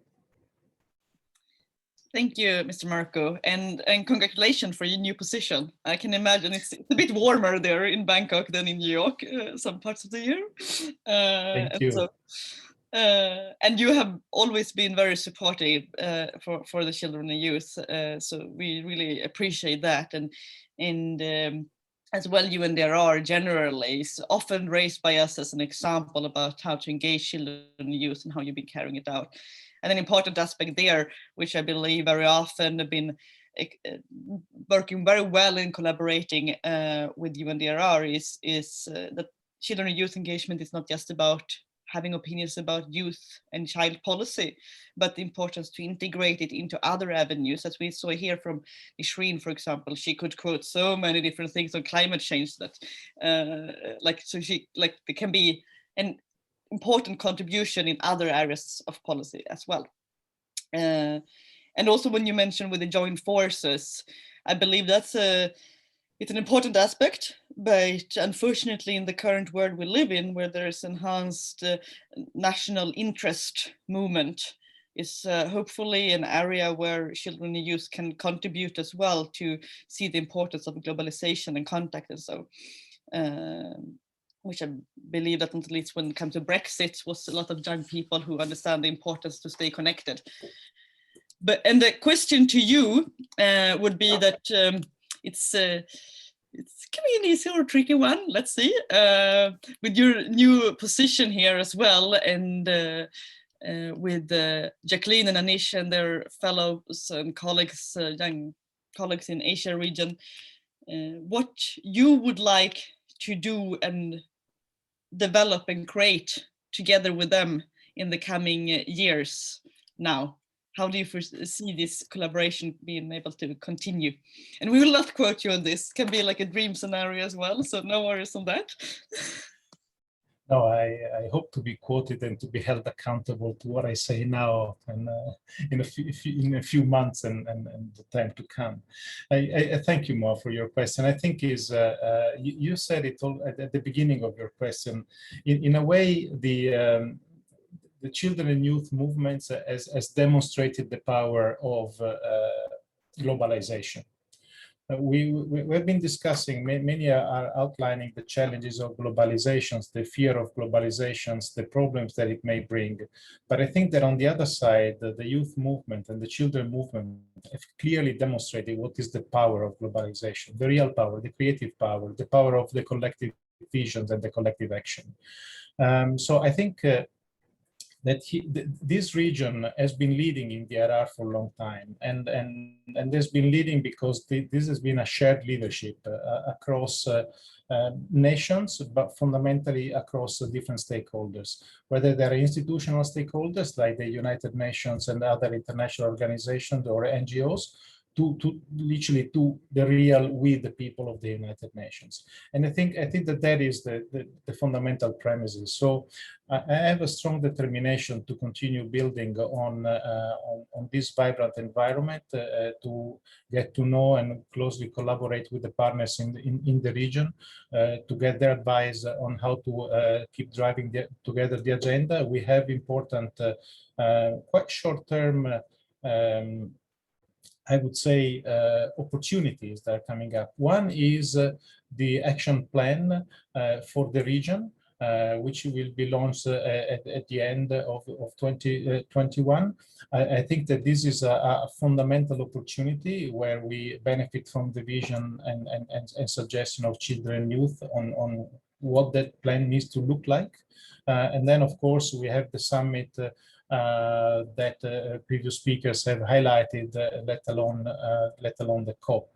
So I think that I really look forward to this collaborative partnership with you to forge the voice that needs to come from the Asia Pacific, not only for the Asia Pacific, but also for the world, literally, because the agenda that are being shaped are essential. And then I would also like to anticipate that in 2023, the General Assembly has decided to have the midterm review of the Sendai Framework for Disaster Risk Reduction. So that will be a fundamental opportunity where we can take stock of the implementation of the Sendai Framework, and certainly more will come in the future months on this. But again, the vision and leadership and the stock taking by children and youth in this perspective, I think, is quite an important one. So thank you again for having me, and thank you again for your future collaboration. Thank you, Mr. Marco. And yeah, Jacqueline and Anisha and young fellows in Asia there, it's you have a lot to do there with Marco and deliver on. There were many opportunities you raised, so we're looking forward on that. And yeah, over to you, Jacqueline. Or before that, just a question. We have some questions here in the chat, but I know we're running out of time. And unfortunately, I received them after a panelist had finished speaking. So if there will not be time during the session, I will coordinate with Jacqueline and Anish afterward, and we can try to respond to them through mail, so ask the panelists to respond through mail instead, just so you get your answers. It's just that I'm not sure we will have the time in the end to take back panelists and ask them. So over to you, Jacqueline. Thank you so much. And I think with this session, we are very enthusiastic and looking forward for more work for children and youth in the region. So up for it. So here we are with the end of the session, towards the end of the speakers session. So now I would request our honorable chair for giving her closing remarks. So over to you. Thank you, Jacqueline. Apologies there. I thought that there was one more, so I had was not fully ready, but I think we'll do well anyhow. The ones who know me know that I'm all for bit more informal discussions and face-to-face true discussions. So I'll do this in line with that then. So first of all, then very much thanks to Stockholm Environmental Institute and SIDA for making this work possible in regards of the work that Jacqueline and Anish and the young fellows in Asia carried out throughout the last months. And it's truly impressive work. I still remember when we started to brainstorm about this project around 2 years ago, and that you managed to carry it out so excellently, despite the many challenges that COVID created for us, needing to reshape the project. I'm impressed. I'm truly impressed by the work you have been doing. And even to set this forum up together and having so amazing and interesting speakers you more than far live up to the standards. So thank you on that. And then on a few key points that I think was discussed today is partly the interlinkages between standard framework and disaster risk reduction to other fields. So we had aspects on climate change and food and so. So that is something I believe that though that the young people engage in this space have raised for many years. So it's great work you've been doing to bringing all these actors from other areas into this discussion, and hopefully it can continue as well going forward. There is discussion with the young people in climate change to integrate disaster risk reduction more in the loss and damage negotiations, and on the food system summit as well. I know that the Anish and colleagues have been doing great work there too. So that's an important aspect that you're already carrying forward very well.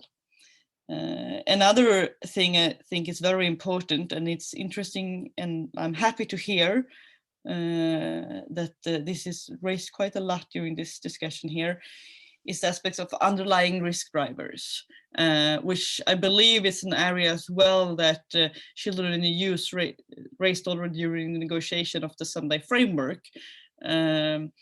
But we have also recognized, but with many other actors obviously as well, but we have all recognized that this is more and more getting attraction. I guess not the least with COVID happening, where people really learned that no one is really immune to disaster, and the importance to invest in prevention and preparedness and address the underlying risk factors as well, because it will pay off in the long term if we do not do that. And another important aspect raised today, which I believe is very much connected to young people as well, is the social consequences of disaster, which I believe that Mr. Nail, I think it was you who raised it very well in regards of the consequences in regards of alcohol or not getting access to education. And so it's a more vulnerable position in one way, but if it's given the power, young people can, as you see now from the work of Jacqueline and Anish, really contribute to a positive development. So with that, once again, very much thanks to the donors who make this work possible, and not the least, thanks to all the speakers who attended and share your thoughts. And I hope and believe very much that there will be coming 2 days with a lot of more interesting discussions, not the least to hear about the work the fellows have been doing. Yeah, congratulations, Jacqueline, Anish, and fellows there in Asia. And thank you for the invitation to be here as well. Thank you very much, Mo. Excellent chairing of the session, and also the facilitation by Jacqueline. Very much appreciated. Thank you. Yeah, and just to say thanks again to the youth participants. It's great to hear some of the inspiring messages that are being made, and we need more of you. I think Pemba said it earlier, we need millions more, but keep doing what you're doing. It's wonderful to see, and it does inspire us older men to kind of get up and do things better. We have to live up to our children's expectations, and you keep us on our toes. So thank you for doing that, Anika, and the rest of you. Enjoy the rest of the event. Thank you so much. Thank you so much, our honorable speakers and our honorable chair for this wonderful session.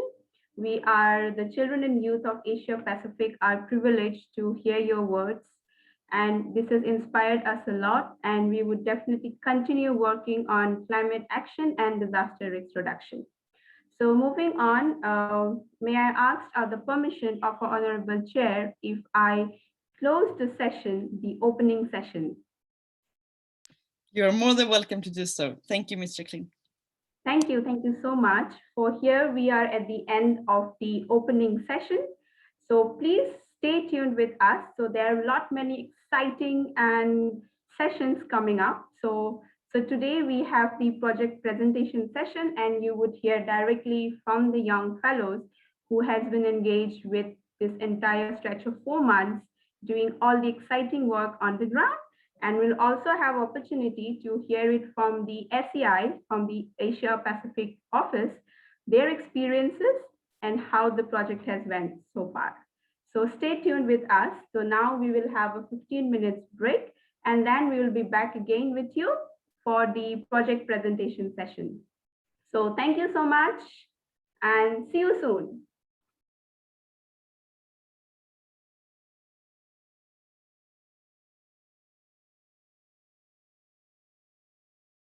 One important announcement, we would have the same Zoom link for the second session. So stay with the same Zoom link. We'll be right back in for 15 minutes break. Thank you.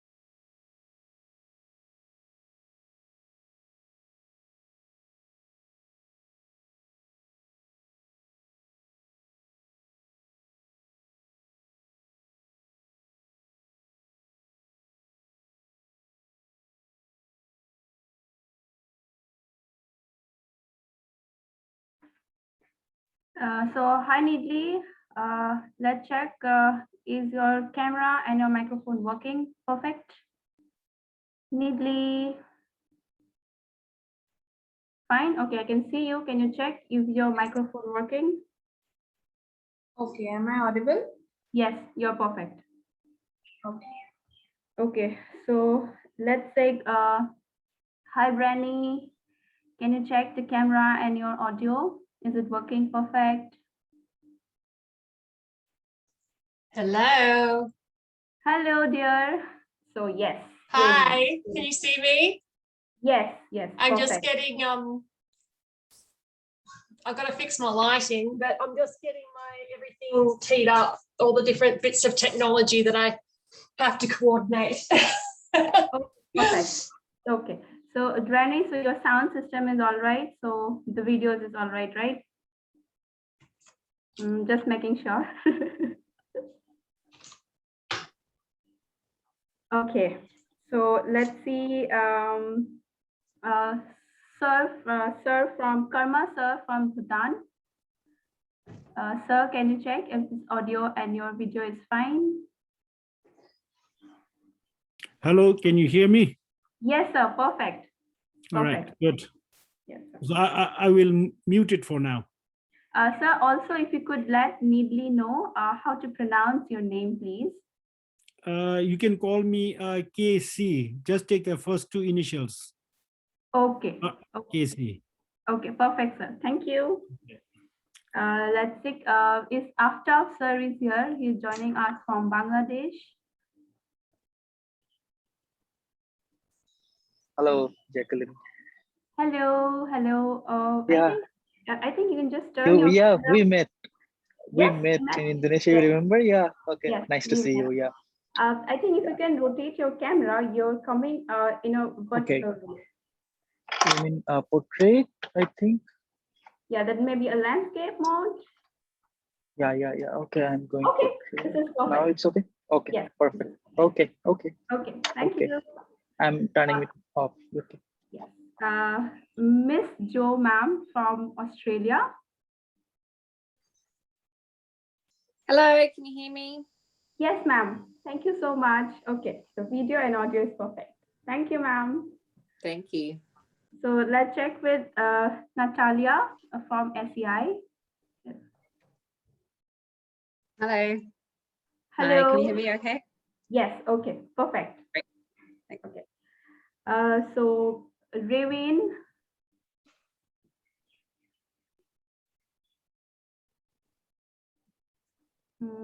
Is Ravin.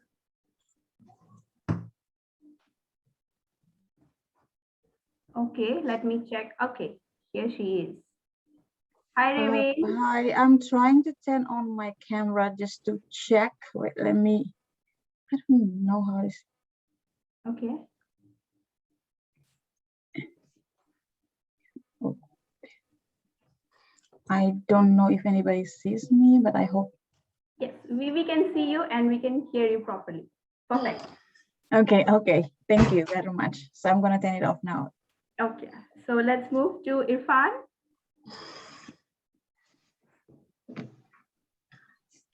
Hey, Jacqueline, can you hear me? Yes, hello. Hello? Okay, so everything all set? Yeah. Microphone, yes, that's it. Perfect. Hi, Jake. Can you check with your microphone and your camera, please?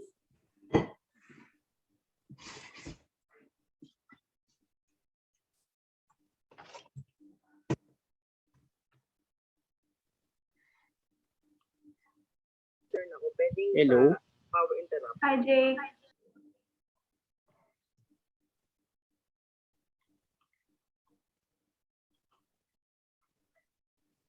Jake, can you hear me? Sorry, I'm having is my audio okay now? Yes, your audio is Okay. perfectly fine.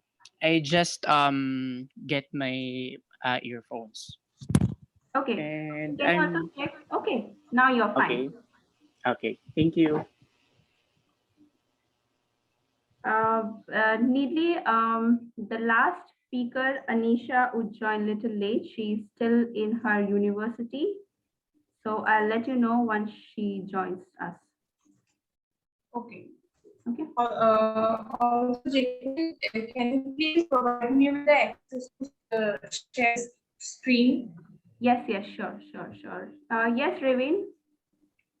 Just want to ask, so from our presentation, is there any like a follow-up question similar to the one to the discussion that we have prior, or is it just like us doing the presentation and that's it? So we'll have a Q&A session at the end of the this session. Okay. So where Needly would be helping you getting the questions from the audience. Okay, sure.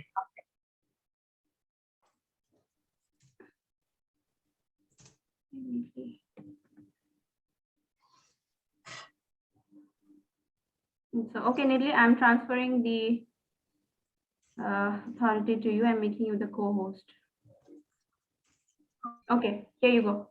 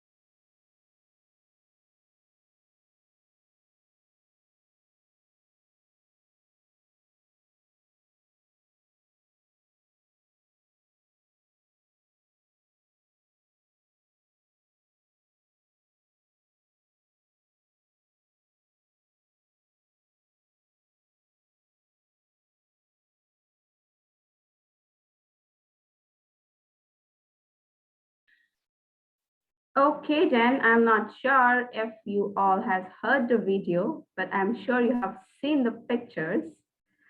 But anyways, not delaying, let's begin our session 1, which is project presentations and outcomes. So here we will listen to our own young fellows, researchers, and who has been engaged with us through this month for bringing together this wonderful project. So today we have Needly, who would be your session moderator. So Needly is a postgraduate from sociology from Women's University, Mumbai, and she is Jacqueline, I think you were muted. okay. So am I audible now? Yeah, Jacqueline, we can hear you. Okay, so shall I begin, or you missed my previous things? I think so. For me, I was able to hear you. I'm not sure, but Okay, so okay, let me take this another opportunity to invite Needly. And so Needly would be the moderator for the session, and she has studied sociology from Women's University, Mumbai, Maharashtra. And she is associated with NGO working on the development of underprivileged children, youth, and women. And her focus work in making children and youth aware of the damage caused in the ecology and connecting them with the government policy. So here I would like to invite Needly. Needly, now the floor is yours.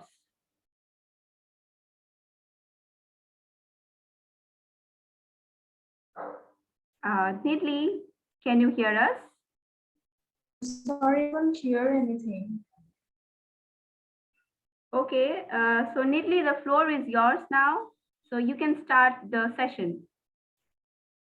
Am I audible? Can I start? Yes, yes. I can't hear you, but can I start? Yes, yes. Okay. Okay. Good morning, good afternoon, and good evening to everyone present here. I'm Needly, welcome you all to our project output presentation session for Asia Pacific Disaster Reduction and Climate Change Forum 2021. And thank you all for being here, sparing your valuable time. So I now like to invite Ms. Natalia Biskutka from the SEI. So Natalia is a program manager at the Stockholm Environment Institute's Asia Center in Bangkok, where she coordinates a portfolio of projects under the center's Gender, Environment and Development Cluster and Climate Change, Disasters and Development, and leads SEI's global initiative in gender equality, social equity, and poverty. Natalia holds a master's degree in Environment and Development Studies from King's College, London. So I welcome you, Natalia. The floor is yours. Thank you so much, Needly, for the introduction, and welcome everyone. Thank you so much for joining us over these next few days for this very important event. So as already said, I'm Natalia Biskupska. I work with the Stockholm Environment Institute based over in Bangkok, and today in Bangkok it has been a very gloomy day. So this event has really lifted my spirits, so thank you for that. I've prepared a couple of short slides, so I'll try and flash them up on the screen. Although I don't have the permission to do that. If not, it's okay because it was just nothing major there. Go ahead, Natalia. I have just transferred the. Oh, thank you. Got it. So hopefully you can all see this now. Right. So yes, as we just heard in the opening session, and as we all know, disasters are becoming increasingly severe, and they pose higher risks and impacts to vulnerable groups. So this also includes children and youth, as we've heard. So these young people are often one of the hardest hit groups, and they're very often, they often experience disproportionate impacts. So this is to, for example, their health and well-being, and to things such as their access to sufficient nutrition, to sufficient schooling, and to economic opportunities. Also, those living in conditions of poverty and marginalization are often harder hit as well. But we also heard about how the engagement of children and youth is absolutely key in addressing current and future environmental challenges. So these young people have very unique experiences, perspectives, and forms of knowledge that have really huge potential to reduce risk and build resilience for both the current generations as well as the future ones. So therefore, as a major group impacted by disasters, it's vital that not only do we understand their needs and we meet their needs, but that they are seen as key actors and voices in disaster risk reduction and climate action. So it's for these reasons that the Stockholm Environment Institute chose to support this important event. It was supported through our Strategic Collaborative Fund. So this is a program funded by the Swedish government through their Swedish International Development Cooperation Agency, or SIDA. So I'll just give a bit of background on what this program is. So the program mainly aims to foster regional cooperation and policy dialogue, mainly for sustainable development and environmental sustainability. And it's done through different events around capacity building, knowledge sharing, and increased collaboration. So it's through these activities, and you can see kind of the main components here on the screen, the 4 main components of the program. So it's through these that the program really hopes to create long-term partnerships to enhance policy dialogue and institutional capacity development in Asia. In particular, the program recognizes the need to support efforts engaging and empowering marginalized groups. So this includes children and youth, such as within this event today, but also other groups, for example, those living in poverty, women, different ethnic minorities, as well as other environmentally vulnerable groups. So SCI has long worked with at-risk and vulnerable individuals and groups to enhance their resilience to disasters and climate change. So it's not only through our SCF program, which I just spoke about now, but it's through our other research, policy engagement, and capacity building efforts.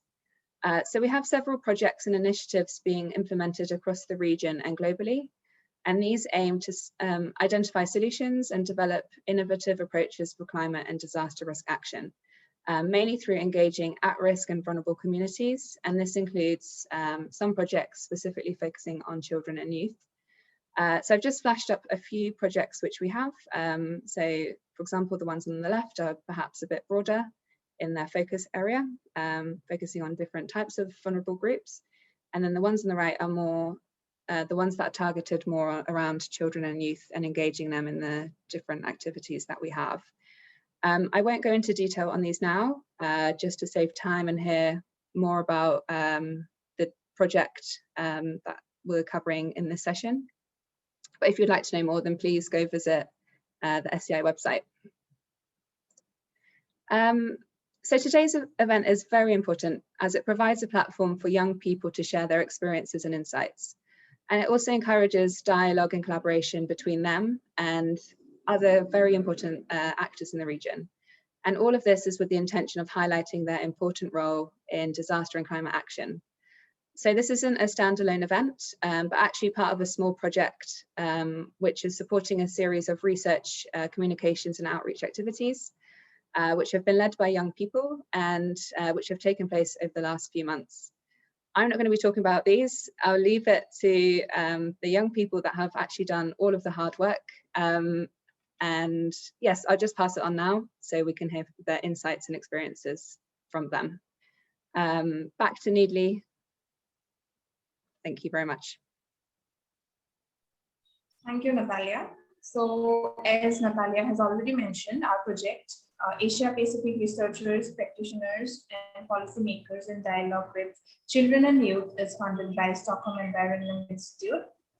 And this project is led by UN MGCY.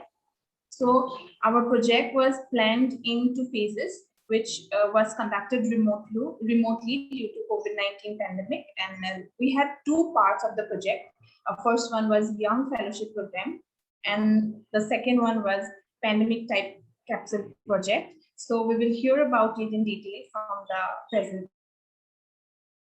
the So now I'd like to call upon Mr. Irfanullah, who is from Pakistan, to go in detail to present our project. So Mr. Irfan is a climate and social activist. He has a master's degree in environmental risk and human security from Institute of Environment and Human Security, United Nations University, UNU, Bonn, Germany. Irfan, the floor is all yours. Hello, everyone. Thanks, Nelly, for the nice introduction. So yeah, let's jump into the project. So first of all, I will talk about the methodology which we use for this research project. So actually, we adopted a mixed methodology, which having both qualitative and quantitative aspects. And talking about the data collection tool, so we actually use a questionnaire survey, key informant interviews, and focus group discussion. With the youth from different countries of Asia, so we conducted actually a questionnaire survey with youth. Then we also conducted key informant interviews with disaster risk reduction and climate change adaptation agencies in different Asian countries. And we also conducted focus group discussion with NGOs, NGOs in all those players which somehow involved with youth are either in climate change or disaster risk reduction arena. So talking about the main results, the finding of the project. So on the basis of data analysis, as we came up with this main finding, and first is that Bhutan, Bangladesh should have moderate knowledge of disaster and climate change. Nepal scored the highest, and Sri Lanka and Pakistan and India actually have a low level of knowledge on disaster and climate change. So we are actually talking about the youth awareness in those countries. And if we talk about the level of preparedness of South Asian country, so Bhutan, Nepal, and Sri Lanka show the lowest level of preparedness according to the interviews conducted with youth with multiple stakeholders. On the other hand, India, Bangladesh, and Pakistan have a moderate level of preparedness. The success of disaster management activities largely depend on a systematic formulation of policy strategy, legal provisions, institution, and its role and responsibility in dealing with disaster. So youth actually have a diverse perception on the country, disaster risk reduction, and climate change adaptation policies in Asia. So the youth of Bangladesh and Pakistan have a high hope and perception from their country DRR and CCA policies, while India and Bhutan score moderate. On the other hand, Nepal and Sri Lanka youth have a very low faith in the country policies of DRR and CAA. Other findings are regarding the disaster risk reduction policies. So that actually the disaster risk reduction policy in practice require knowledge for informed decision making and coordinated action. So actually, while efforts and improvement have been made with regard to data and information, only limited resources are committed to improving knowledge management structure and integrating knowledge system at different spatial level. So to summarize and conclude the finding, actually the youth are resource in disaster risk reduction in Asia, but can also become a national burden for those countries if they are left unprepared and excluded from disaster risk reduction activities policies in the country. So the various challenges that youth have, including they are actually institutional. They include lack of platforms. There's not enough platform in most of those countries where youth can share their ideas and can come up with some innovative solution for the prevailing risk in their communities. And another thing is capacity building in disaster risk reduction in climate change education. So the youth are not having that much capacity. And if we talk about the education curriculum in most of the Asian countries, so they are not having that much kind of topics related to DRR and the emerging risks in the countries and also the vulnerabilities.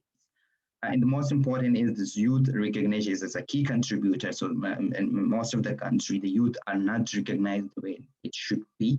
So they should really be recognized as a future leader, and they should have a say on all these policies regarding disaster risk reduction and climate change arena. And other challenges also include tokenism, insufficient transparency in many countries, and bureaucracy in many Asian countries, which somehow put a lot of challenges for the young people to come in front and to fight against climate change, as they are not having this proper kind of guidance, support, while keeping those mentioned challenges in mind. So if we talk about the solution, so what could be the possible solution? So the possible solution could be institutionalizing meaningful youth engagement. So the youth should really be considered an agent of change. They should be encouraged to come in front, to have a say, to have a position on the table, and to have a leadership role, not just youth participation, but just youth leadership we need. And there's also, we need an increased coordination between different organizations and stakeholders involved in climate change adaptation, disaster risk reduction, and youth development. We saw during our data collection phase, our research, that a lot of organizations are working in silos. So the silos will not work anymore. So if we really need to reduce the vulnerabilities, we really need to fight against climate change and disaster risk, we really need to come together. We really need to fight it together. Silo will not work anymore. Education and capacity building will be the main pillar for youth development and sensitization, and access to finance. The most crucial is for the youth who really want to do something, who really want to change. And especially if we talk about the youth involved on the community level, which are the real hero, we are the real change agent. So they should have in access to finance, they should have support from multi-donors. And at this point, the donor should also change their perception. The donor should also kind of make the process easy for those newly formed youth-led organization. So these are some of the findings which we kind of find during our research phase. Thank you so much. Back to you, Nathan.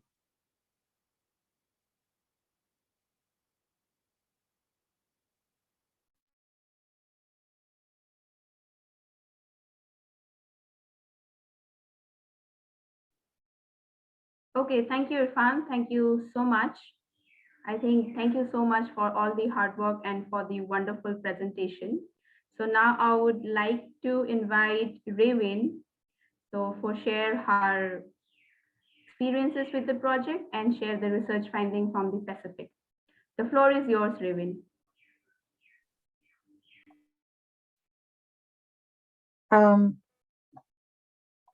Check, mic check. Okay. So thank you very much, Jacqueline, for your introduction, and hello everyone. So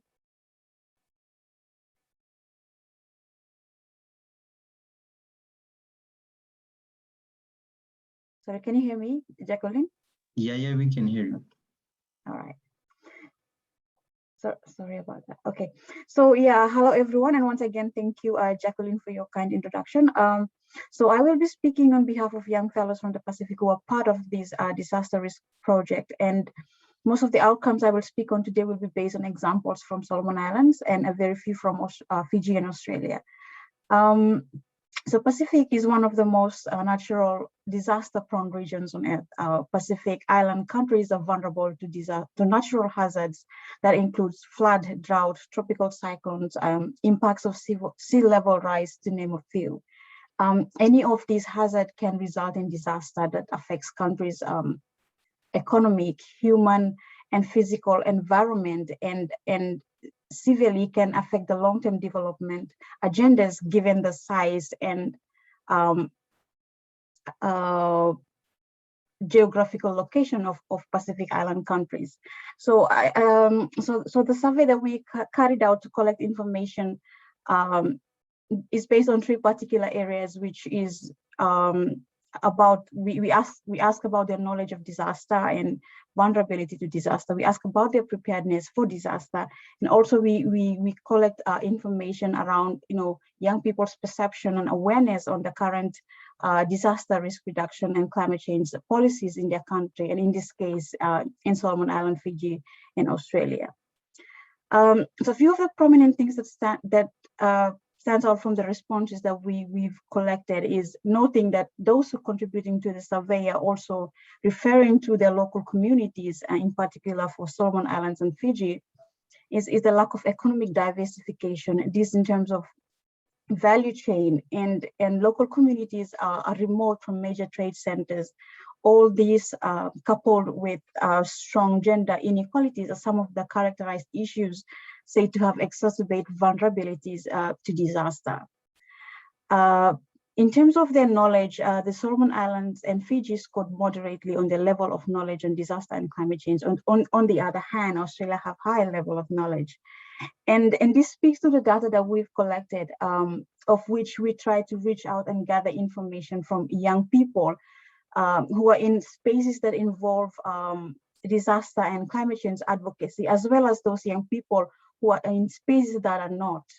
And this is one of the areas that support can be rendered, such as in spaces that are not directly involved with advocacy and around disaster and climate change, and brings up the question of how can we merge learning and awareness to their work. For an instance, is in youth development space, how can we merge disaster awareness into such spaces, noting the kind of impacts disaster can have on youth development within our country. So the recommendation for this outcome is there should be more intervention in countries level to enhance young people's knowledge on disaster and climate change. In this current age, it is good to look at internet usage and the digital platform as a means to carry out awareness, but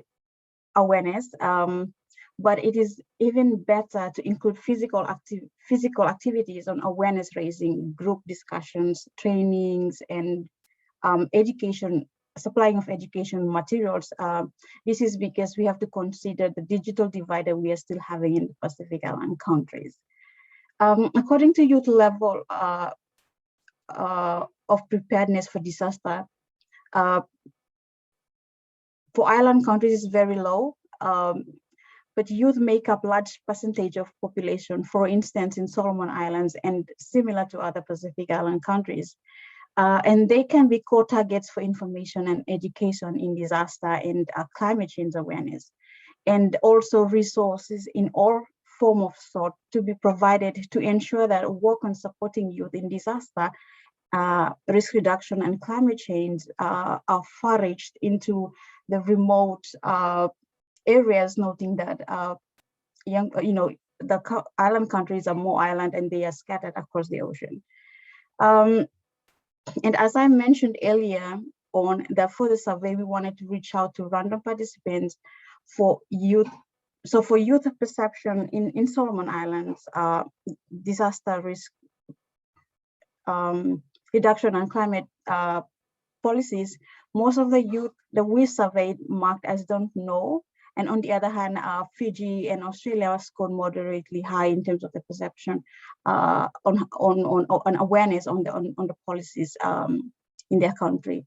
Therefore, I think one of the recommendations here is that understanding about policies and legislation is important because it will ensure the implementation of disaster risk reduction and related activities more effectively within youth spaces. I think because if we have effective disaster governance, it depends muchly on the inclusiveness of these policies. So so that's the outcomes and recommendations I would like to contribute on. So I think before I pass it on to the moderator, I think so this being part of this project has been a great experience for me, and most of my work has been carried out online with young people, and this also indicates how we can leverage the use of technology to support disaster risk reduction and climate change education and awareness amongst young people in the Pacific, as it is happening now. But at the same time, I would like to reiterate that we have to take note of the digital divide, and if we wanted to reach the most vulnerable people, we have to consider the options that we are using. If internet doesn't work, because in the community sometimes internet doesn't reach there, so we have to find a way to really reach out to them. And this brings me back to what I would like to advocate, and it's like So when we wanted to reach out to young people in the development space, that empowerment of young people enables a resilient society, be it to build awareness and knowledge on disaster risk reduction or any other development agenda. With all that being said, thank you very much. Jacqueline, I now hand over back to you.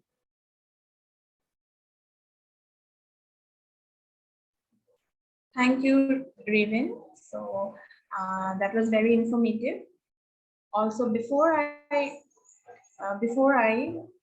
proceed to our next speaker, I'd like to inform that we have AHA slides to make our session more interactive. So after our speaker, we will share our AHA slides in your screen, and our audience, you have to log into ahaslides.com, and the access code will be DRRCC. So after you type the access code, you will get the access to the slides, and you'll have you can vote. There will be certain statements and you can vote yes or no. So that is it. Now I'll like to invite Mr. Jake. So he's from Philippines, and he is a young humanitarian worker in the Philippines. He graduated from the University of the Philippines with a degree in community development. He is currently working as a community facilitator at the Philippines Disaster Resilience Foundation. So I'd like to invite Jake. Jake, the floor is all yours. Thank you, Needly. Am I clear? Is my audio clear now?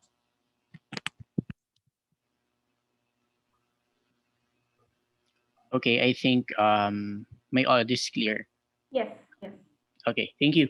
So again, good day, everyone. I am Jake, and I'm from the Philippines, and I will present the results and outcomes from the countries in Southeast Asia. So specifically the Philippines, Myanmar, and Malaysia. And we've also included the East Asia region, which is the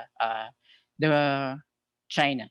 So first, geographically, Southeast Asian countries are located in the Pacific Ring of Fire, which makes them susceptible to geological hazards such as volcanic eruptions and earthquakes. And add to that, of course, most countries are also located in the typhoon belt. So typhoons really pass through regularly in these countries. And the good thing about that is there is an existing disaster management agency or office or a coordinating body created in those areas to respond to disasters.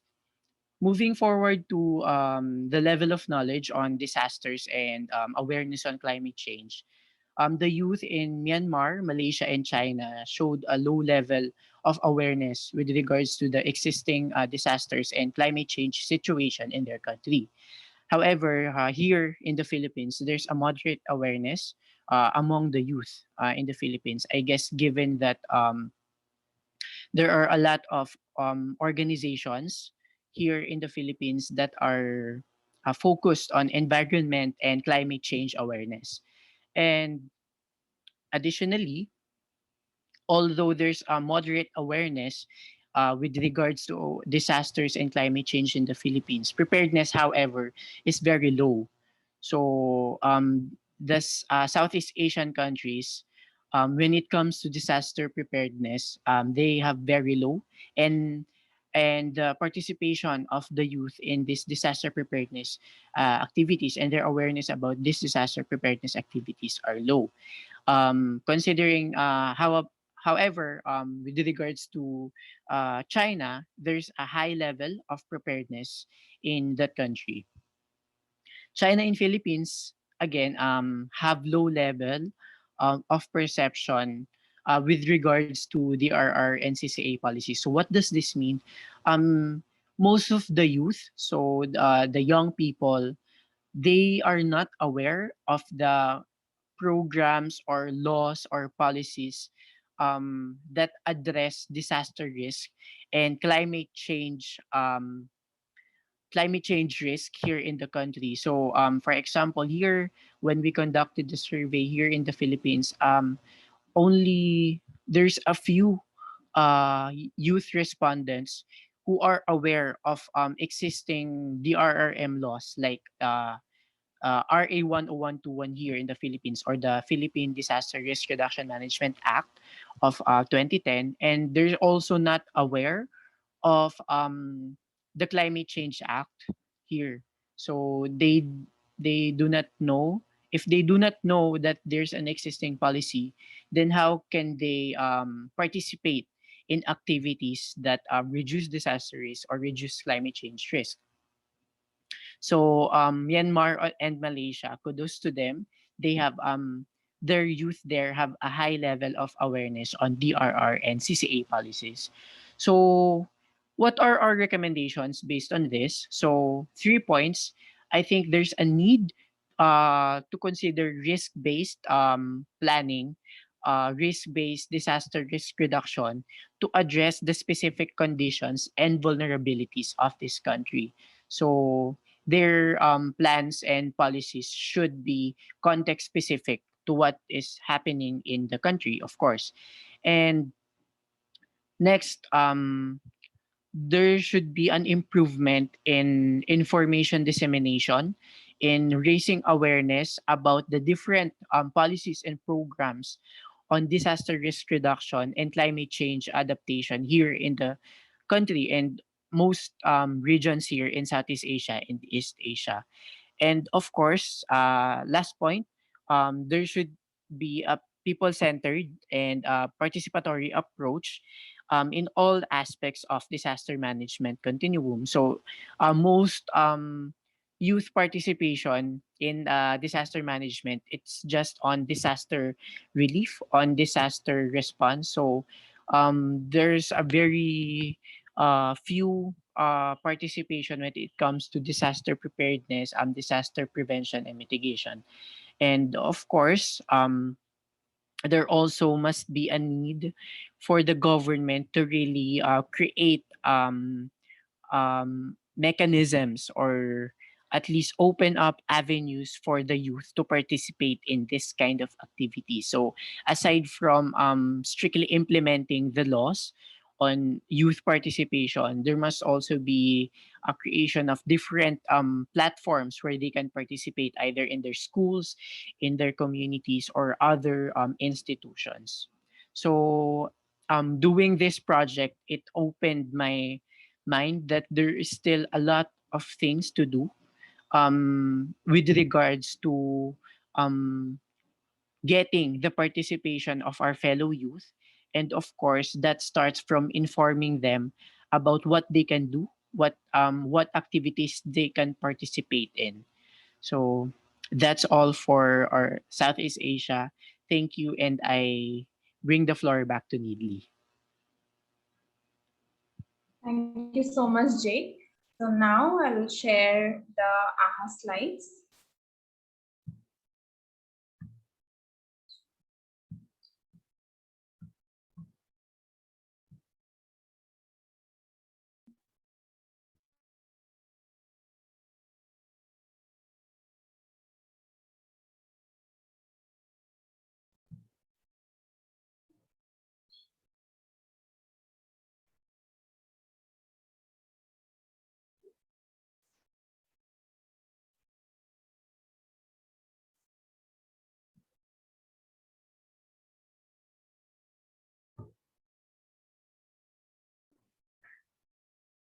So I would request all our participants to log on to www.ahaslides.com, and the code is in capital DRR and double C. So the statement which we wanted to engage you with, so locally led adaptation should be a bottom-up approach that is represented in each country's climate change adaptation strategy. So do let us know what you think on this. So we'll be happy to hear. So now we have 30 responses. Okay, so no is going nowhere. So it's yes is 13. So we are going good with the statement. So, okay, so now I leave it to Needly. So if you can hold, or you can move ahead. Okay, I think we have 14 responses. It's increasing.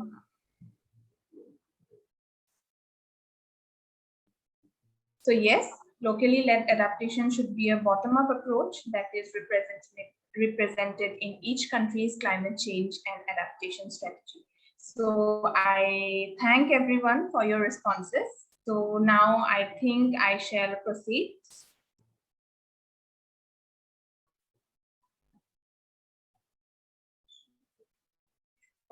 So now I would like to invite Dr. Briony Towers. So she is from Australia and she is on DRR and resilience. Dr. Briony is a sociocultural psychologist living and working on Wurundjeri country in southeastern Australia. Her research is focused on youth-led disaster risk reduction and resilience. The floor is all yours. Thank you, Needley. Can you hear me okay? Yes, yes. You were okay, audible. Great. Okay, thank you so much for having me. It's a huge privilege to have the opportunity to present some of the work that we've been doing with Jacqueline and the whole UNMGCY Young Fellows for DRR group. I'd like to acknowledge the Wurundjeri people of the Kulin Nations as the traditional owners of the land that I'm speaking to you from today, and I acknowledge their elders past and present. I'm just going to share my slides and hopefully this will work.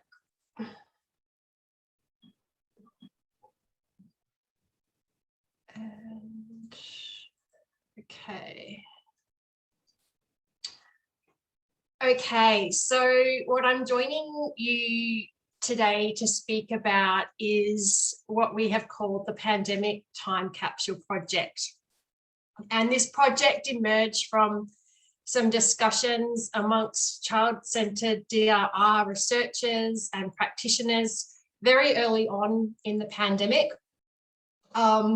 People like Dr. Marla Peddle at Save the Children really drove this from the beginning. And then at one point, I was connected with Jacqueline to further develop this project and bring it to life. And it has been an extraordinary experience working with Jacqueline. I'm quite astonished by what she's been able to pull off with this dialogue. So just to start off, the Pandemic Time Capsule Project really emerged from what we identified as a really fundamental need for children and young people around the world to have opportunities to share their lived experiences of the pandemic, and to have opportunities to influence decision-making in matters that affect them. So our objectives align very, very closely to the objectives of this larger SDI project. So what we really wanted to do with the resources that we had was to first design and test a participatory methodology which enables children and youth to share their perspectives and experiences in their own words. Then we wanted to establish platforms for sharing the perspectives and experiences of children and youth with decision makers and the general public. and then ultimately to be able to monitor and evaluate the outcomes and impacts of this work at the local, national and regional levels.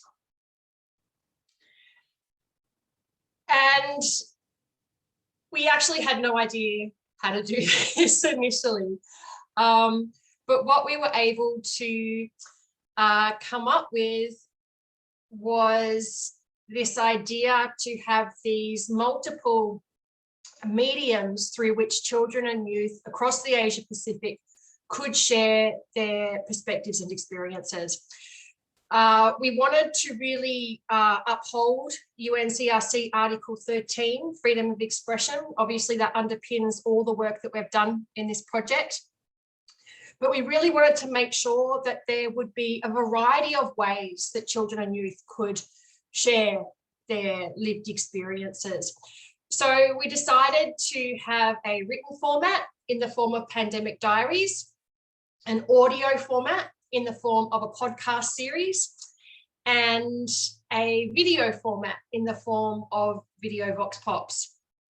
And that second point of Article 13 that you can see on the slide there posed some really significant challenges for us, especially in the context of a pandemic. Often we would be doing this kind of work in schools or in youth groups, but obviously children were in their homes with their families, often in situations of lockdown and really constrained and constricted movement.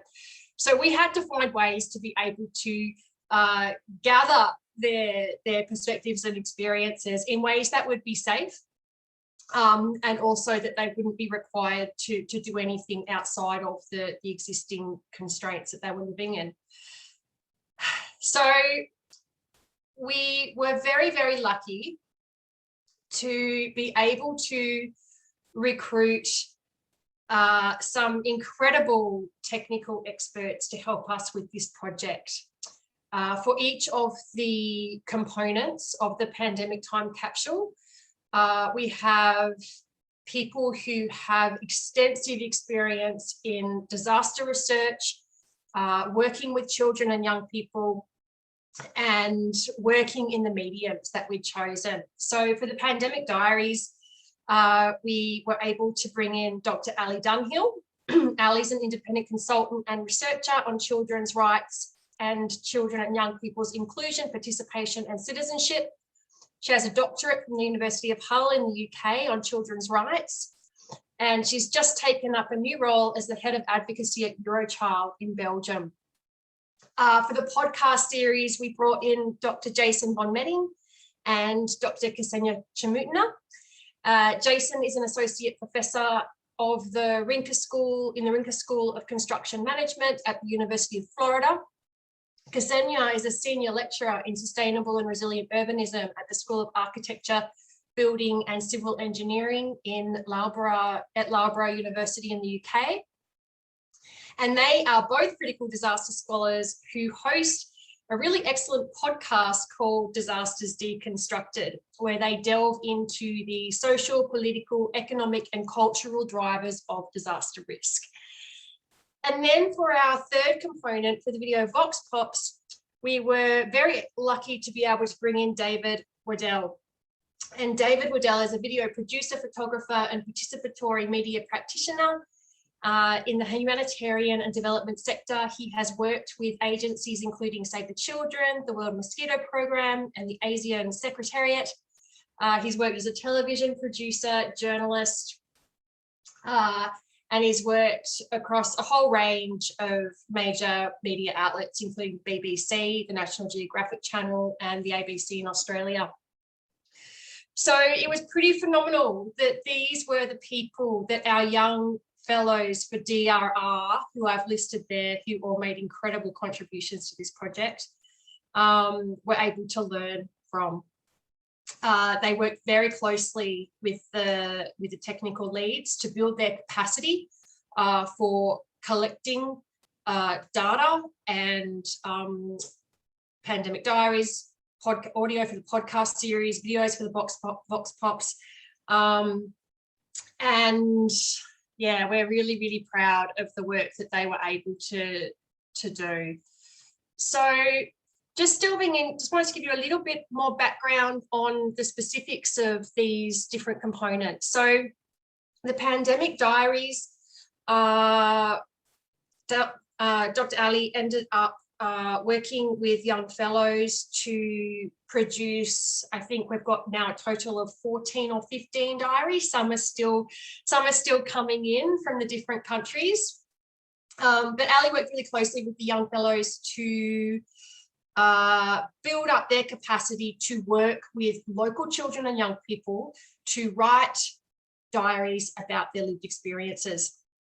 Unfortunately, it's the middle of night in Belgium right now, so Ali can't be with us. She sends her sincere apologies that she can't be here, but she asked me to say a few words on her behalf, which I'm very, very honoured to do. So Ali says that it has been a privilege to work with the young fellows, young researchers and diary authors on this project. Being part of a process where the lived experiences of children and young people are captured has been a wonderful experience for me. I am always truly in awe of what we learn when we ask children and young people for their views in their own words. In regards to the learnings from this project, I would like to start with the young fellows learning about ethics and the consent process. For some, this was new. For others, they just needed some further guidelines and suggested approaches to support local children to give their informed consent. The process of supporting the children and young people to write their diaries through the young fellows has been amazing. The young fellows have supported the diary authors so well. Although we started with a list of questions to get the children and young people thinking about writing a diary, all the diaries are unique and true reflections of the author's lived experiences. There have also been situations that we have had to carefully consider as to what is in the best interests of the child when certain content was included in early drafts. Also, we explored that for young people, sharing such personal information may feel okay today, but when they are asked if they would like that information to still be available about them next year or in 10 years' time, they often reconsidered. Having to consider what information is available and for how long about ourselves when we are sending snapshots to a social media platform is not always our first thought.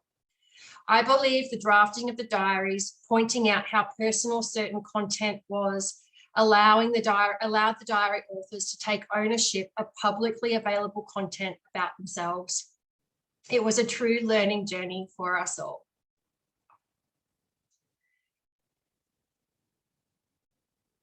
And for the podcast series, as I mentioned earlier, Jason and Ksenia are hosts of the Disasters Deconstructed podcast, which has been going for a few years now. It has amassed a really large following, and we are very grateful that they took on this responsibility for working with the young fellows to collect audio for a podcast series in their local communities. The podcast series has now been put together. Jason has told me that they are expecting to be able to release that on Friday. So follow Disasters Decon on Twitter so that you can get that hot off the press. Jason and Ksenia are also both on the other side of the world, so they're not able to be with us either. And they have also shared some words for me to share with you today. As the host of Disasters Deconstructed podcast, we were delighted to see this project take shape and be able to work with the project team to create content in the form of special episodes. Centering the voices of individuals and groups that are often not listened to or prioritised by decision makers is fundamental to our work. The interviews that the young fellows conducted produced so many wonderful stories and insights. In order to produce concise podcast episodes, there was a lot of listening and analysis involved in drawing out some key themes that will engage our podcast audience. In the end, we created one podcast episode to consider the impact of COVID-19 on the lives of children and youth in the Asia Pacific, in their own words, and a second episode to focus on the future, what children and youth want adults to hear and act on based on their experiences. COVID-19 has altered the lives of children and young people in critical ways. Not only have schools and universities closed or changed format, but life events and experiences have been missed. We often call young people resilient, but that can sometimes just be an excuse for our failure to care for them. There is a distinct absence of the contribution of children and young people to COVID-19 policy discussions, and we believe that this demonstrates again how reluctant those in power are to engage with children and young people as active citizens in their own right. They are too often spoken for rather than listened to when they speak. This is the main reason that we were so delighted to be involved in this work. Children and youth have a fundamental human right to be listened to, respected and protected.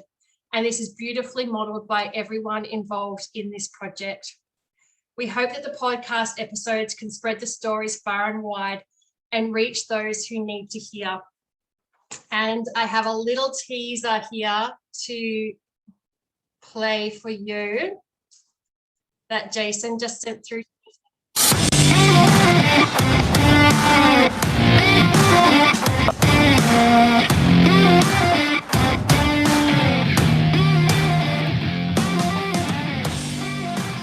Welcome back to Disasters Deconstructed. We have something very special in store today. This is the first of a two-part project that we've been undertaking for the past couple of months. And we're returning to the subject of COVID-19, but from a very different and important perspective. We're very excited to be able to feature the voices of children and youth in the Asia Pacific region in these episodes. Hi, my name is Weihan and I am 15 and from Kuala Lumpur, Malaysia.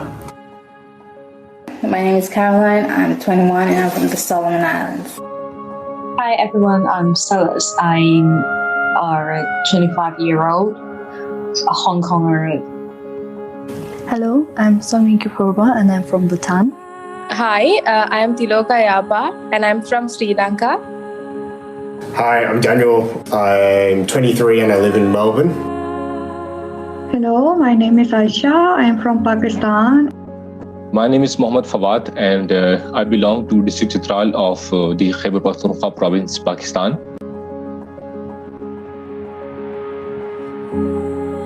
The interviews that we're going to be sharing with you all were gathered by an amazing group of young researchers and young fellows for DRR who engaged in policy and participatory action research with youth in their local communities in the Asia Pacific. And the goal was to capture their perspectives and experiences of disasters throughout the region. Okay, so that is going to be coming out very soon.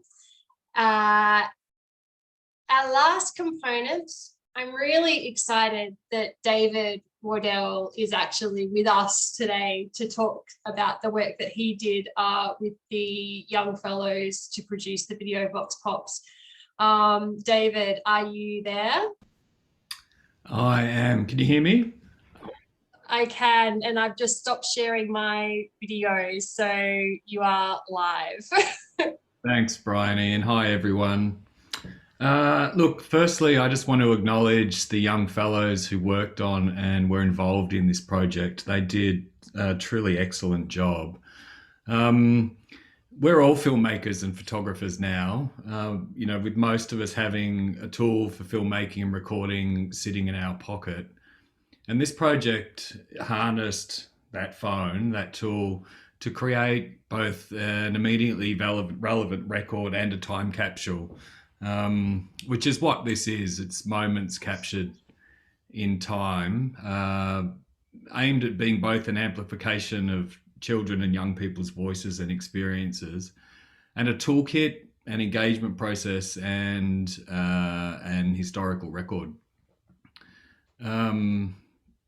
the project really aimed to have a process to it that was adaptable and flexible and intuitive, to encourage participation and ownership and respond to the challenges that we all face from COVID.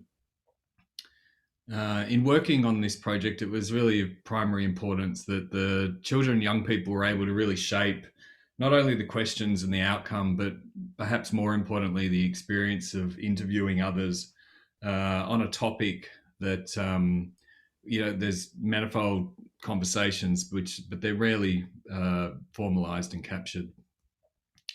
I had the pleasure of seeing all the footage that was shot, and there was a lot of it, and the recognition in responses and occasionally the surprise of them really shone through. There was excellent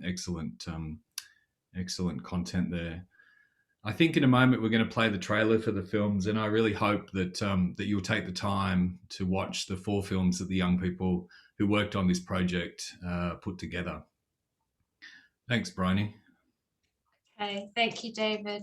I'm just going to bring up that trailer now. Hopefully this comes through clearly. Look at the camera. Okay. I'm going to hand you out some questions. Hi. Hello. Hi. Hello. Hello. Hi, everyone. Let's go. In my wildest dreams, imagine that this could ever happen. When will I contract this virus and how will I get access to the vaccine? It needs to be a movie. I don't think that I can actually describe how it was, but I'm sure there are movies coming out. Why is this still here?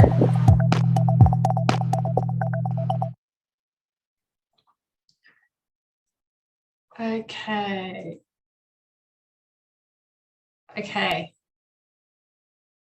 So the videos, the podcast, the diaries are all going to be available on the UN MGCY website. We'll also be releasing them out through the social media platforms of all of our various partners. I'll leave it there to see if anyone has any questions, but I just wanted to thank Jacqueline and Anish and their whole team and the whole team at SEI who have made this project possible, and the young fellows who have done such an incredible job. Thank you.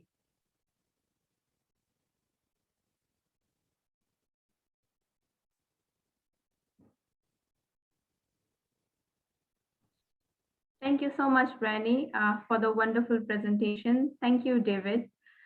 So just putting to one questions to you, Brandy, I'm very curious, so if you could share your experience towards this journey, because as I have known you through this project, and this is many months, and now we are towards completing it.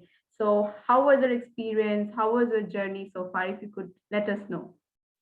Over to you.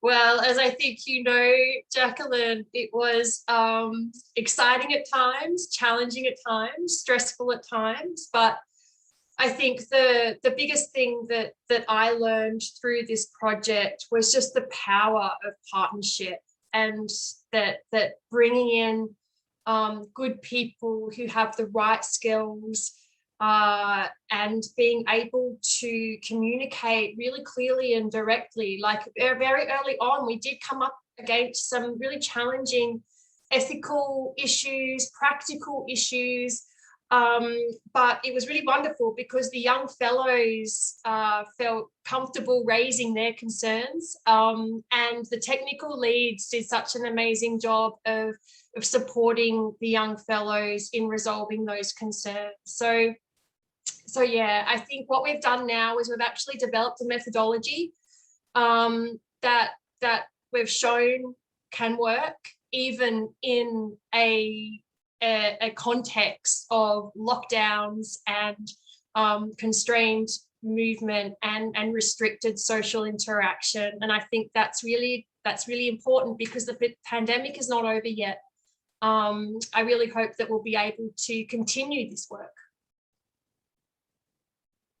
Thank you so much, and definitely finger crossed we continue doing the good work and bringing the voices of children and youth. So thank you so much. So I would now give the floor to Needly. Needly. Thank you so much, Bryony, for your informative words. So now, people who have joined later, I'd like to tell you that we have AHA slides. So for that, you have to log into ahaslides.com and your access code is DRRCC. That is a kind of audience poll. We have certain statements and you have to poll accordingly. So now I will share another slide with you.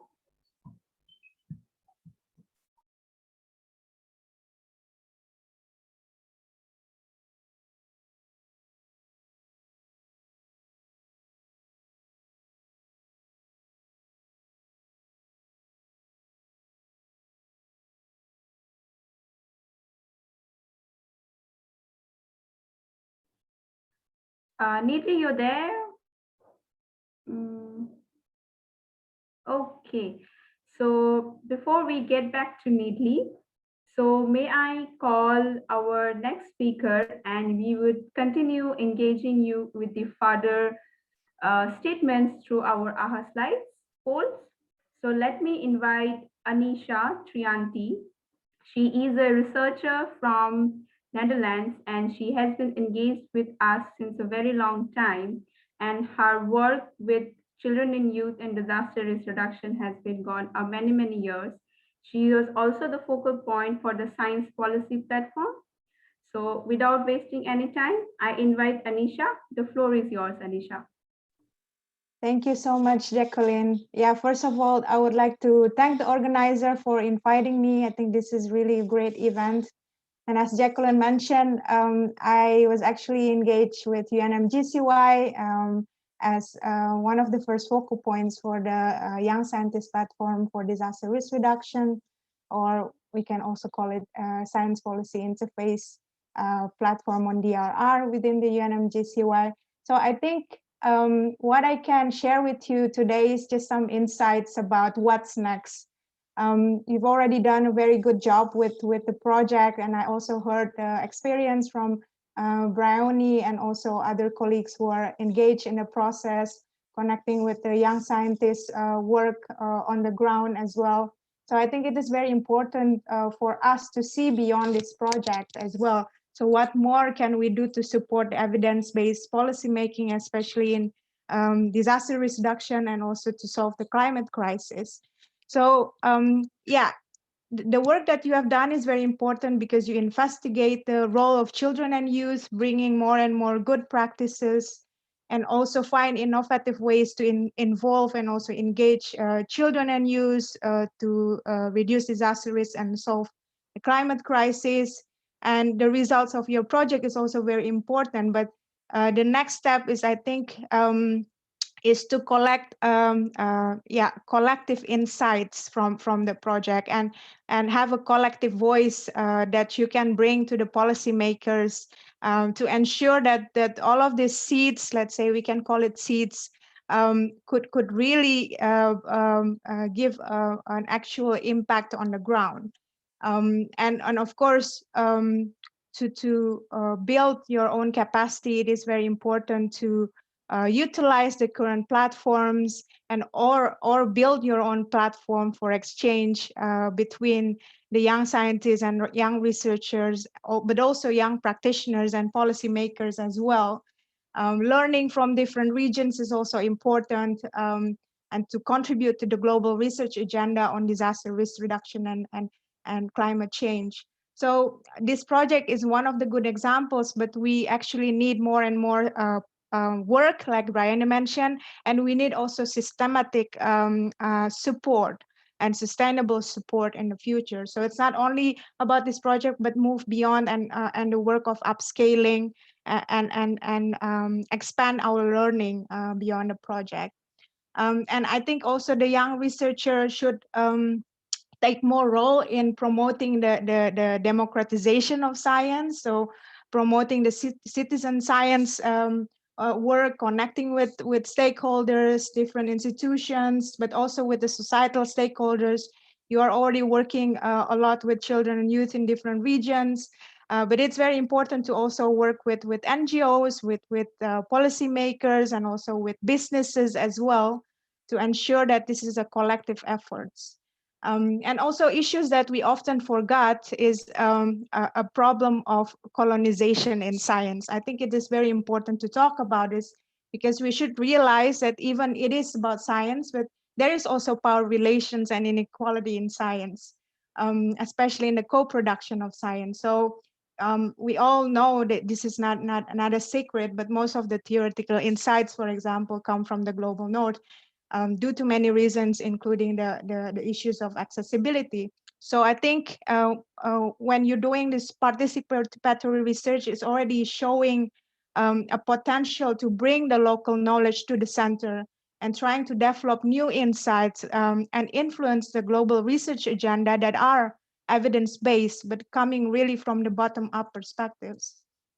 And I think, yeah, working with Asia Pacific regions, I think most of you already know that our region is most vulnerable to climate change impact and also disaster risk.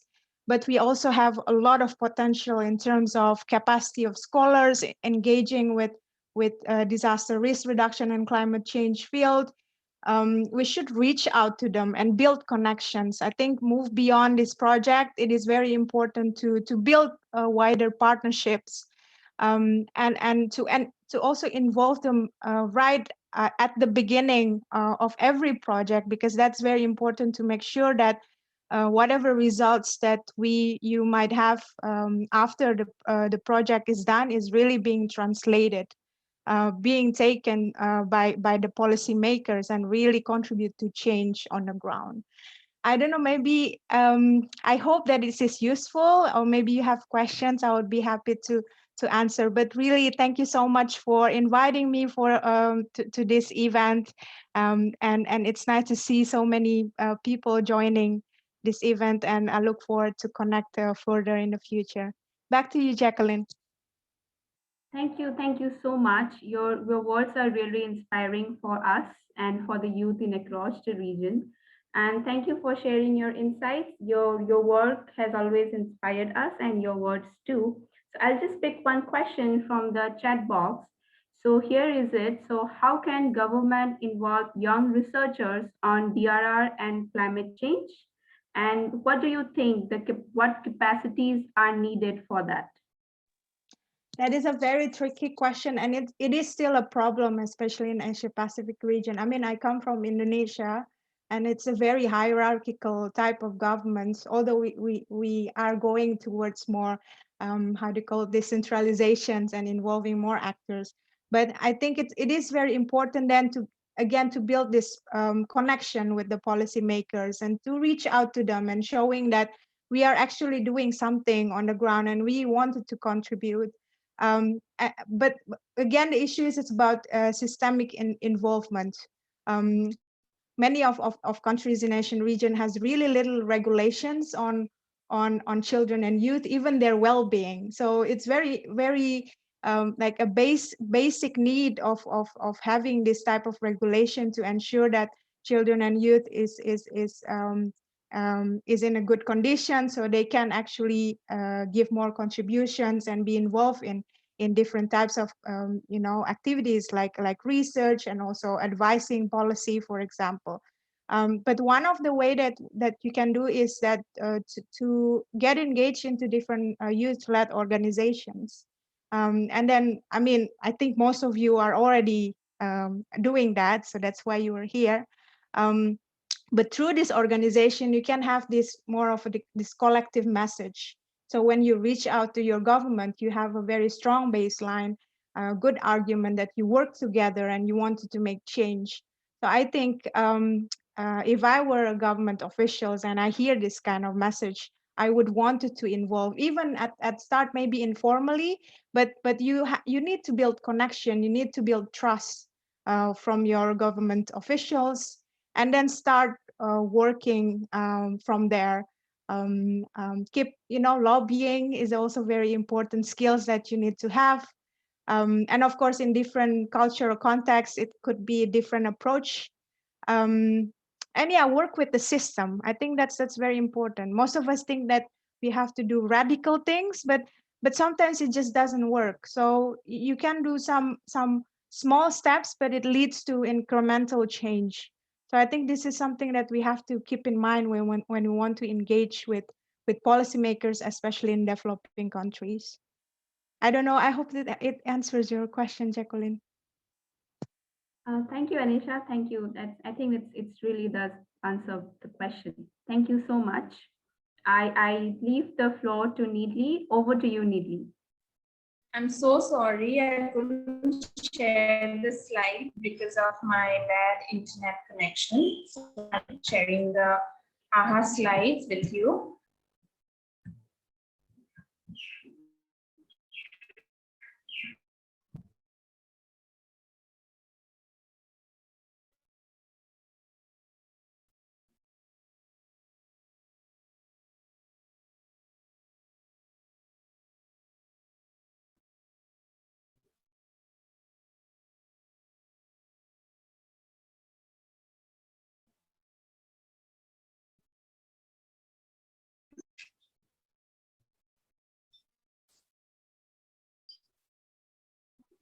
Needly, we can't see that you're sharing on the screen.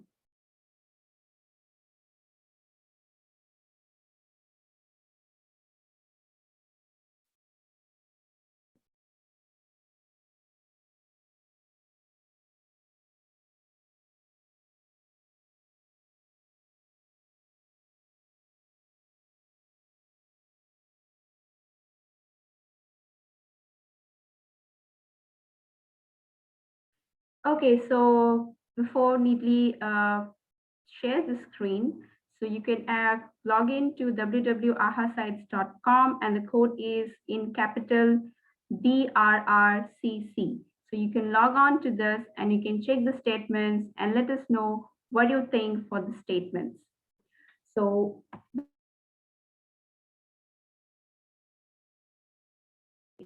okay. So before I invite again Needly, let me call upon to the floor Mr. KC Sir from Royal Government of Bhutan.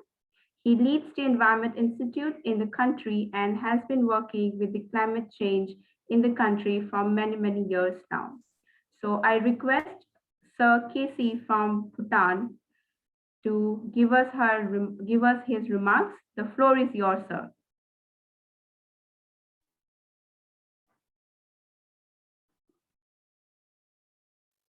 Hello, can you hear me? Yes, sir, we can. Thank you so much.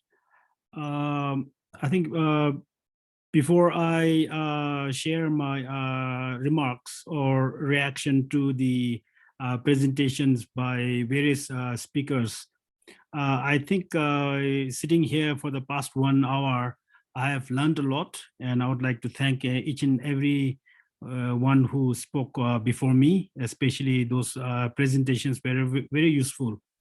Now, what I want to say is that Bhutan has several legal instruments in place.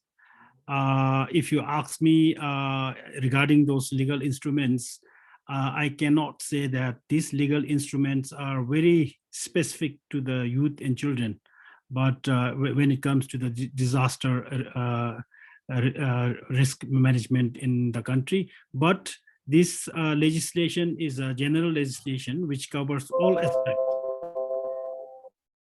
Even it talks focuses on the communities, which includes youths, children, and all levels of citizens in the country.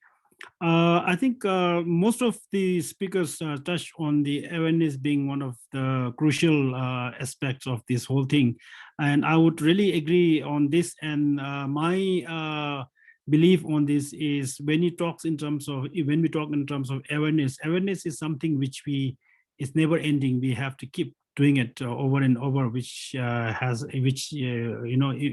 a lot of burden on the government. So what we thought was maybe incorporating some of these aspects into the school curriculum was one way to go forward, because then you are involving the children and also the youths in the whole process, and then it stays there from the sustainable point of view.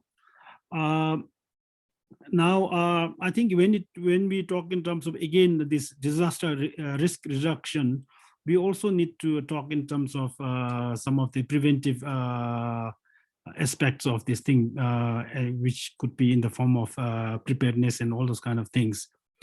Now, coming to the project in particular, I think I was very encouraged to hear this project. To be very honest, I have heard about this project for the first time.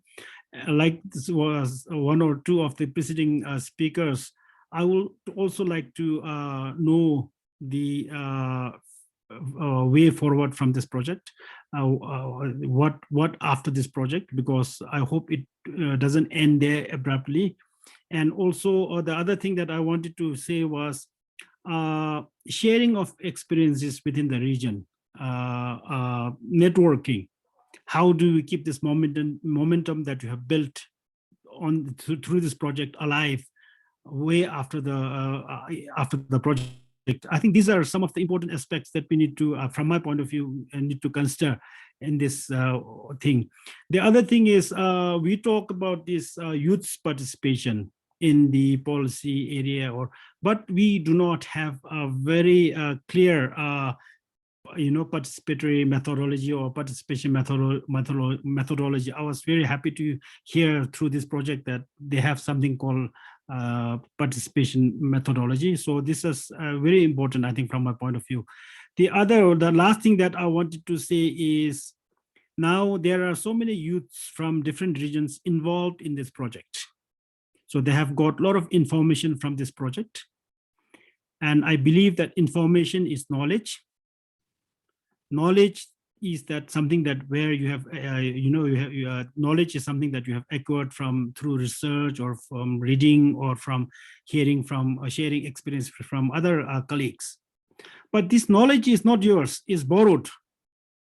If this is a knowledge which is not yours, if it's borrowed, it will not stay with you. You will have to give it back someday. But how do you make it your own? Is by practicing it. So what I'm trying to say is the results that you got from this research, the lessons that you have learned from this project, how do you make your own? You can do it by practicing it. So what I'm trying to say is each youth involved in this project, they have to have a very clear way forward idea. How will they make this their own through, in the future? So I just wanted to share this. And like I said, this is my very, I don't want to say this is my response. This is my reaction to the presentations, because I don't really have in-depth understanding of all these projects. So this is more of a reaction from my side than response.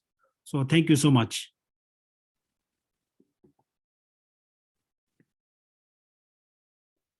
Thank you so much, sir. That was very informative. Thank you for your kind words towards disaster and climate change.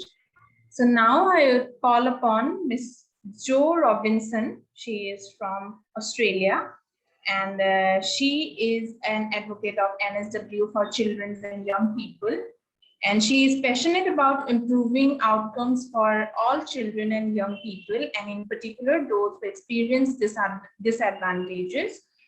Prior to commencing as advocate for children and young people, Jo practiced law, worked in internal strategy at Deloitte, was the CEO of NSW peak body for youth homelessness, and worked at the Department of Premier Cabinet in a role focused on breaking disadvantage. Welcome, Jo. The floor is all yours. Thank you so much, Needley. And I promise I'll be quick because I'm actually running late to another appointment.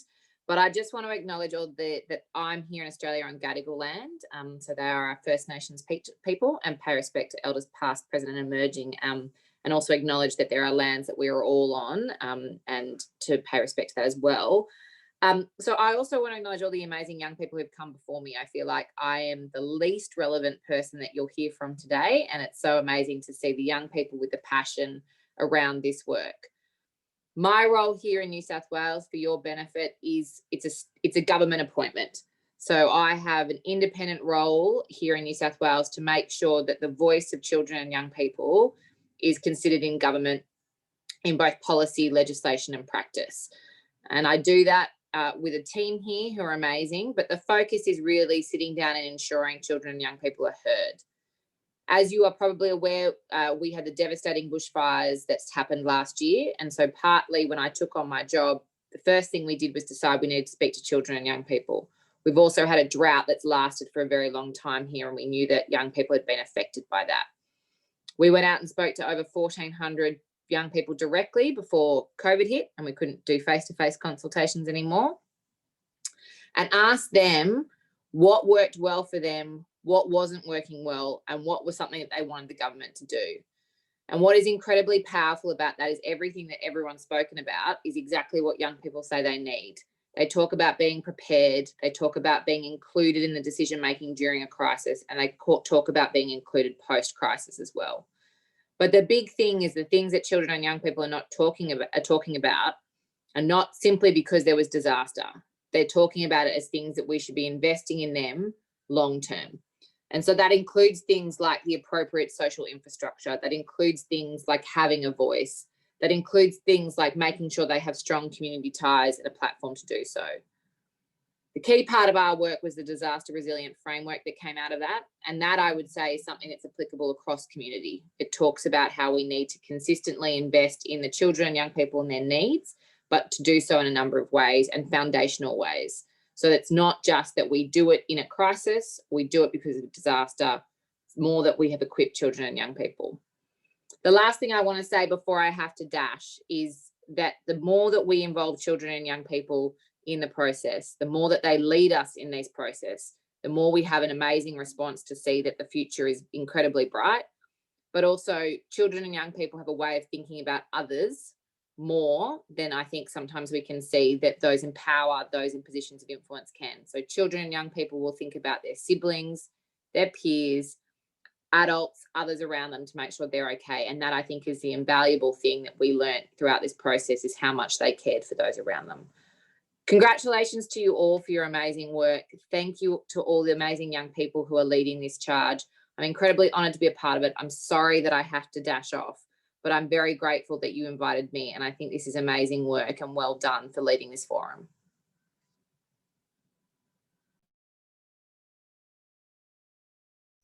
Thank you so much, Zoe. And now I would like to call upon Mr. Aftab-Uz-Zaman Khan. He is from Bangladesh. And Aftab is currently working as DRR and climate change expert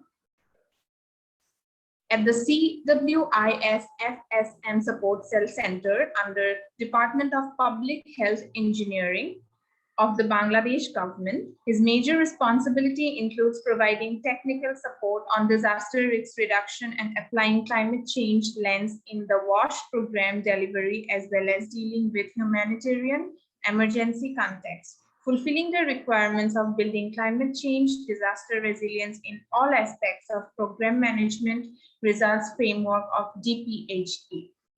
So I welcome you, Mr. Aftab. The floor is all yours.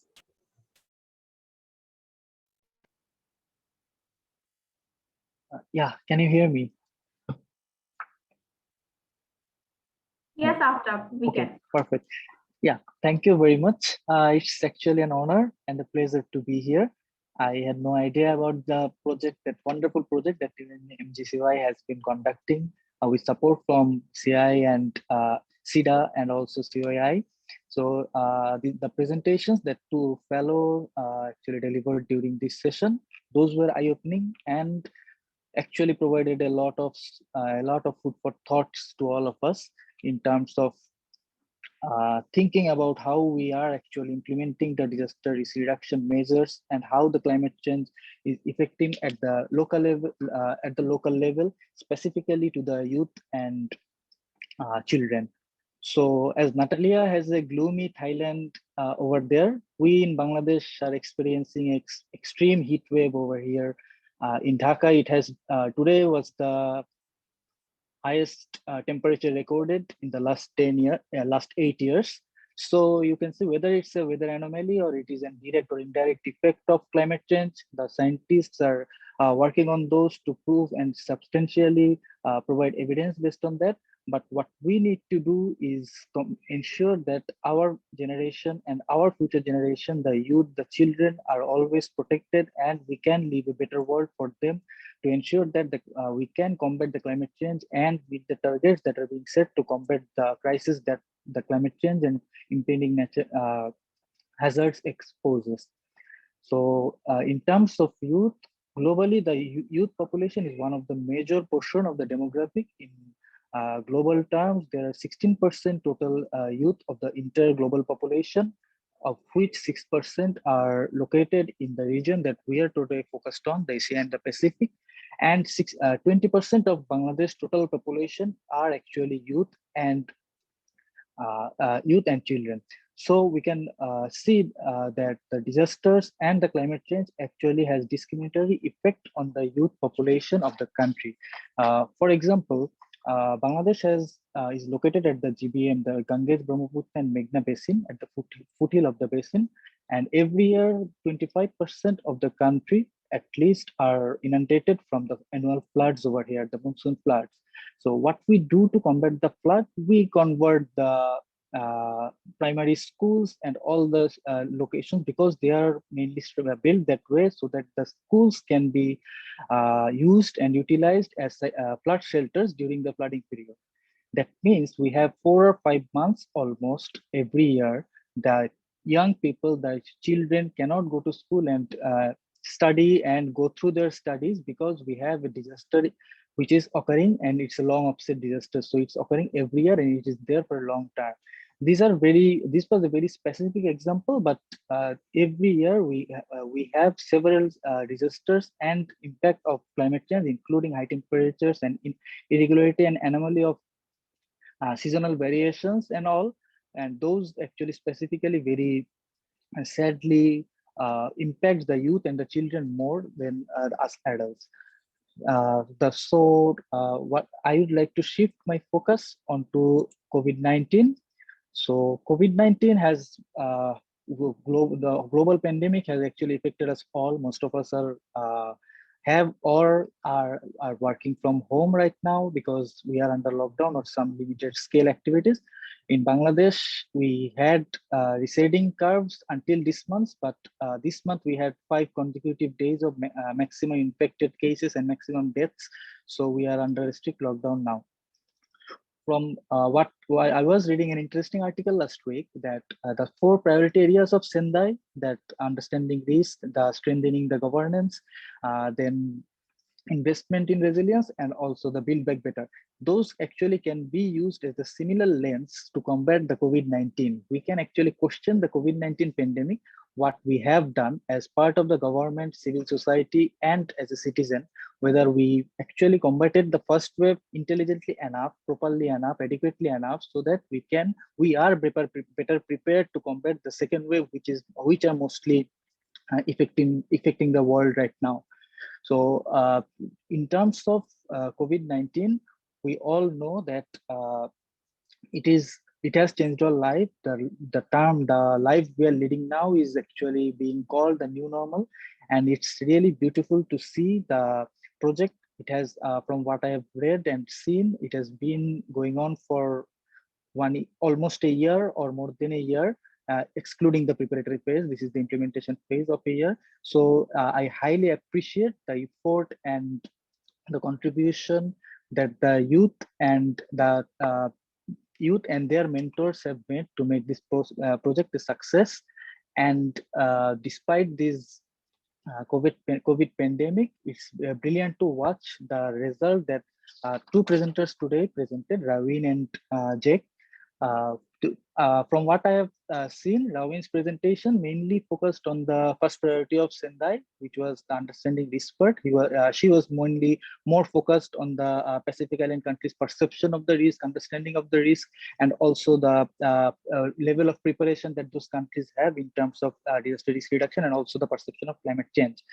And in terms of Jack, he was mainly from his discussion, what it was seen that he was more focused on the governance and the implementation level activities that's going on to combat nationally, locally, and regionally in the Southeast Asian region to combat the impending disasters. So it was very clear from the speech that we actually need to sensitize the youth to make them better prepared to face the impending disasters and also the hazards that affect us, and also the long-term effect, short-term, medium-term, long-term effect of climate change. And this sensitization, as it was apparent from Jack's presentation, that they must consider the economic situation, the local context, and also the country-specific, locality-specific, and practice-specific interventions must be considered while the actions and plannings are being undertaken. Also, the youth must be engaged in different level of activities so that they own the place, own the activities, and also can the activities are sustainable since they are the future and they will continue the mental forward. So now, if the questions comes, why youth? I would like to specify 3 words. That is, at first, innovation. It's not that they would produce. It's not rocket science, but the boldness that they have, that the ground that they have the no string attached approach, that is, they have nothing to lose because their only motive, unlike the others, are the betterment of the future for themselves and the society. That actually brings in a brilliant perspective, a bold perspective that we can all implement together. Then it's the exposure or the lack of exposure, because from my work throughout the years and as also as a youth, what I have found is that the young people are not actually completely exposed to the opportunities that they can thrive on. There is a gap between the national level, local level, the academic institutions, and the any youth or children of a locality. For him to avail an opportunity to thrive on it, there is a huge gap that we must need to consider. And for the last one, hello, can you hear me? Yeah, yes, we can hear you. Okay, and for the last one, what we need, it is the adaptability. The adaptability in terms is for me, the main strength of youth is the adaptability.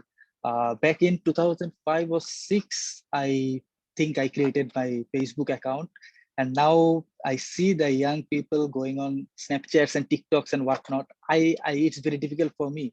There's the thing, the youth are so adaptable and so used to change because it's their new normal. And I was going through a government document last week, and what we saw that we only used until now the mainstream medias, the Facebook mostly, and WhatsApp for this outreach and communication to the youth from the government. But one or two youth leaders, they actually took on to TikTok, and they made some videos, some promotional videos related to for the Earth Day and the Water Day and the Meteorological Day that was in the last 2 months. And they actually reached 5 or 6 times the audience that we could reach. But from the government part, due to the lack of enthusiasm, lack of adaptability, lack of exposure to the modern technology and the change, we couldn't actually tap that opportunity altogether. So as a bottom line, what I'd like to see is the government actually need to facilitate and include the total youth process, the youth organizations, individuals, the youth researchers in practice and everything. And there must be a science policy interface where the scientific parts are turned into implementing actions through guided by the policies that are developed by the government bodies. And for the youth that would like to contribute to the society, that they may have some brilliant idea, they may have some indigenous idea which they would like to replicate nationally. For them, what they would need to do is, because government, it's very difficult for a big government to actually take big risks, because when government replicates, it's throughout the country, it's a huge platform, it needs to work, because it's very difficult for government to experiment with something. So for the youth, it would be actually very brilliant if they can pilot it, experiment with it with several development partners, NGOs, and even local government at the bottom of the administration channel, the local government, and make sure that it works. Come to the national government, come to the regional government, come to the local government, and show them evidence of their research or their action research or their practice that they got through the research, practice this research and come with the results to the government, so that that can be replicated throughout the country. And that's how I think youth actually can contribute for the national good and the global good. And lastly, I would like to congratulate all of you who worked relentlessly, as we can see from the outputs and the presentations that we got from the project, the youth project, the Young Fellowship Program, and the time capsule. Brilliant work done. My congratulations to you, and hope you will continue to do so. Thank you very much. Yeah. Thank you so much, Mr. Aftab, for your kind words. Now I would again invite Natalia to the floor. Natalia. Hi. Hello. Can you hear me? Hello. Oh, I'm not sure if my camera is working properly, but anyway, I don't think I'll take up so much time because I know we're a bit over time now. But I just wanted to thank everyone for presenting. I found the presentations on the research findings from South Asia, Southeast Asia, and the Pacific so interesting, and I'm excited to read more about them. I'm also excited very much for the different communications products that will be released this week and into the following weeks. And there's been so many great insights and recommendations from the other panelists on really how we need to move forward, how the importance of taking the research that we have done and making sure we build on it and we don't let it go to waste, and kind of take ownership of the findings that we have to make sure that we keep pushing efforts forward. So I think capturing all of those insights and recommendations is really important from this event, so we can really think about how we can push this project forward beyond its timeframe, and in designing future approaches and future efforts that we're all wanting to work on together. So I'll just leave it there, and I'll pass it back to you. Thank you very much. Thank you so much, Natalia. So now we are at the end of our day one session. So today we had a very interesting session. So we had the pandemic diaries were very interesting. The project outcome presentations were very informative. We have learned a lot, and I think that would bring a change in disaster risk reduction and climate change. So I would call it a day for today's session. We have another session tomorrow, and we will have the same link will be for the tomorrow's sessions, except for the food summit. That link will be shared to you, and I hope your presence tomorrow for tomorrow's session as well. And thank you all for being with us for the day, sparing your valuable time.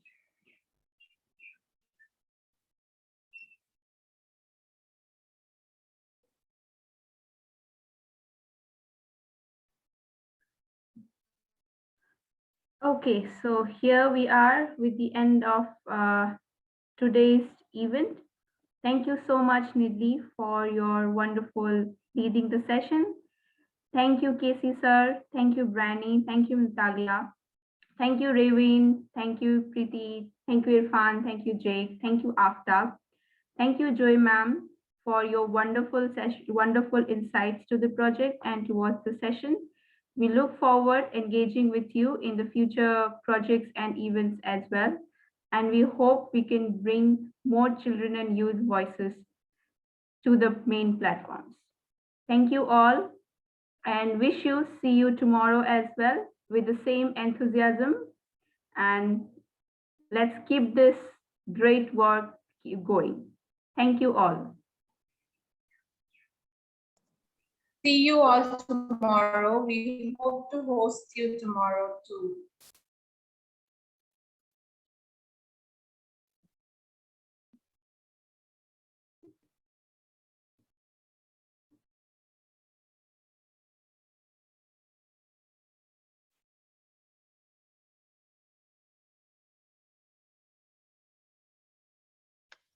Bye, everyone.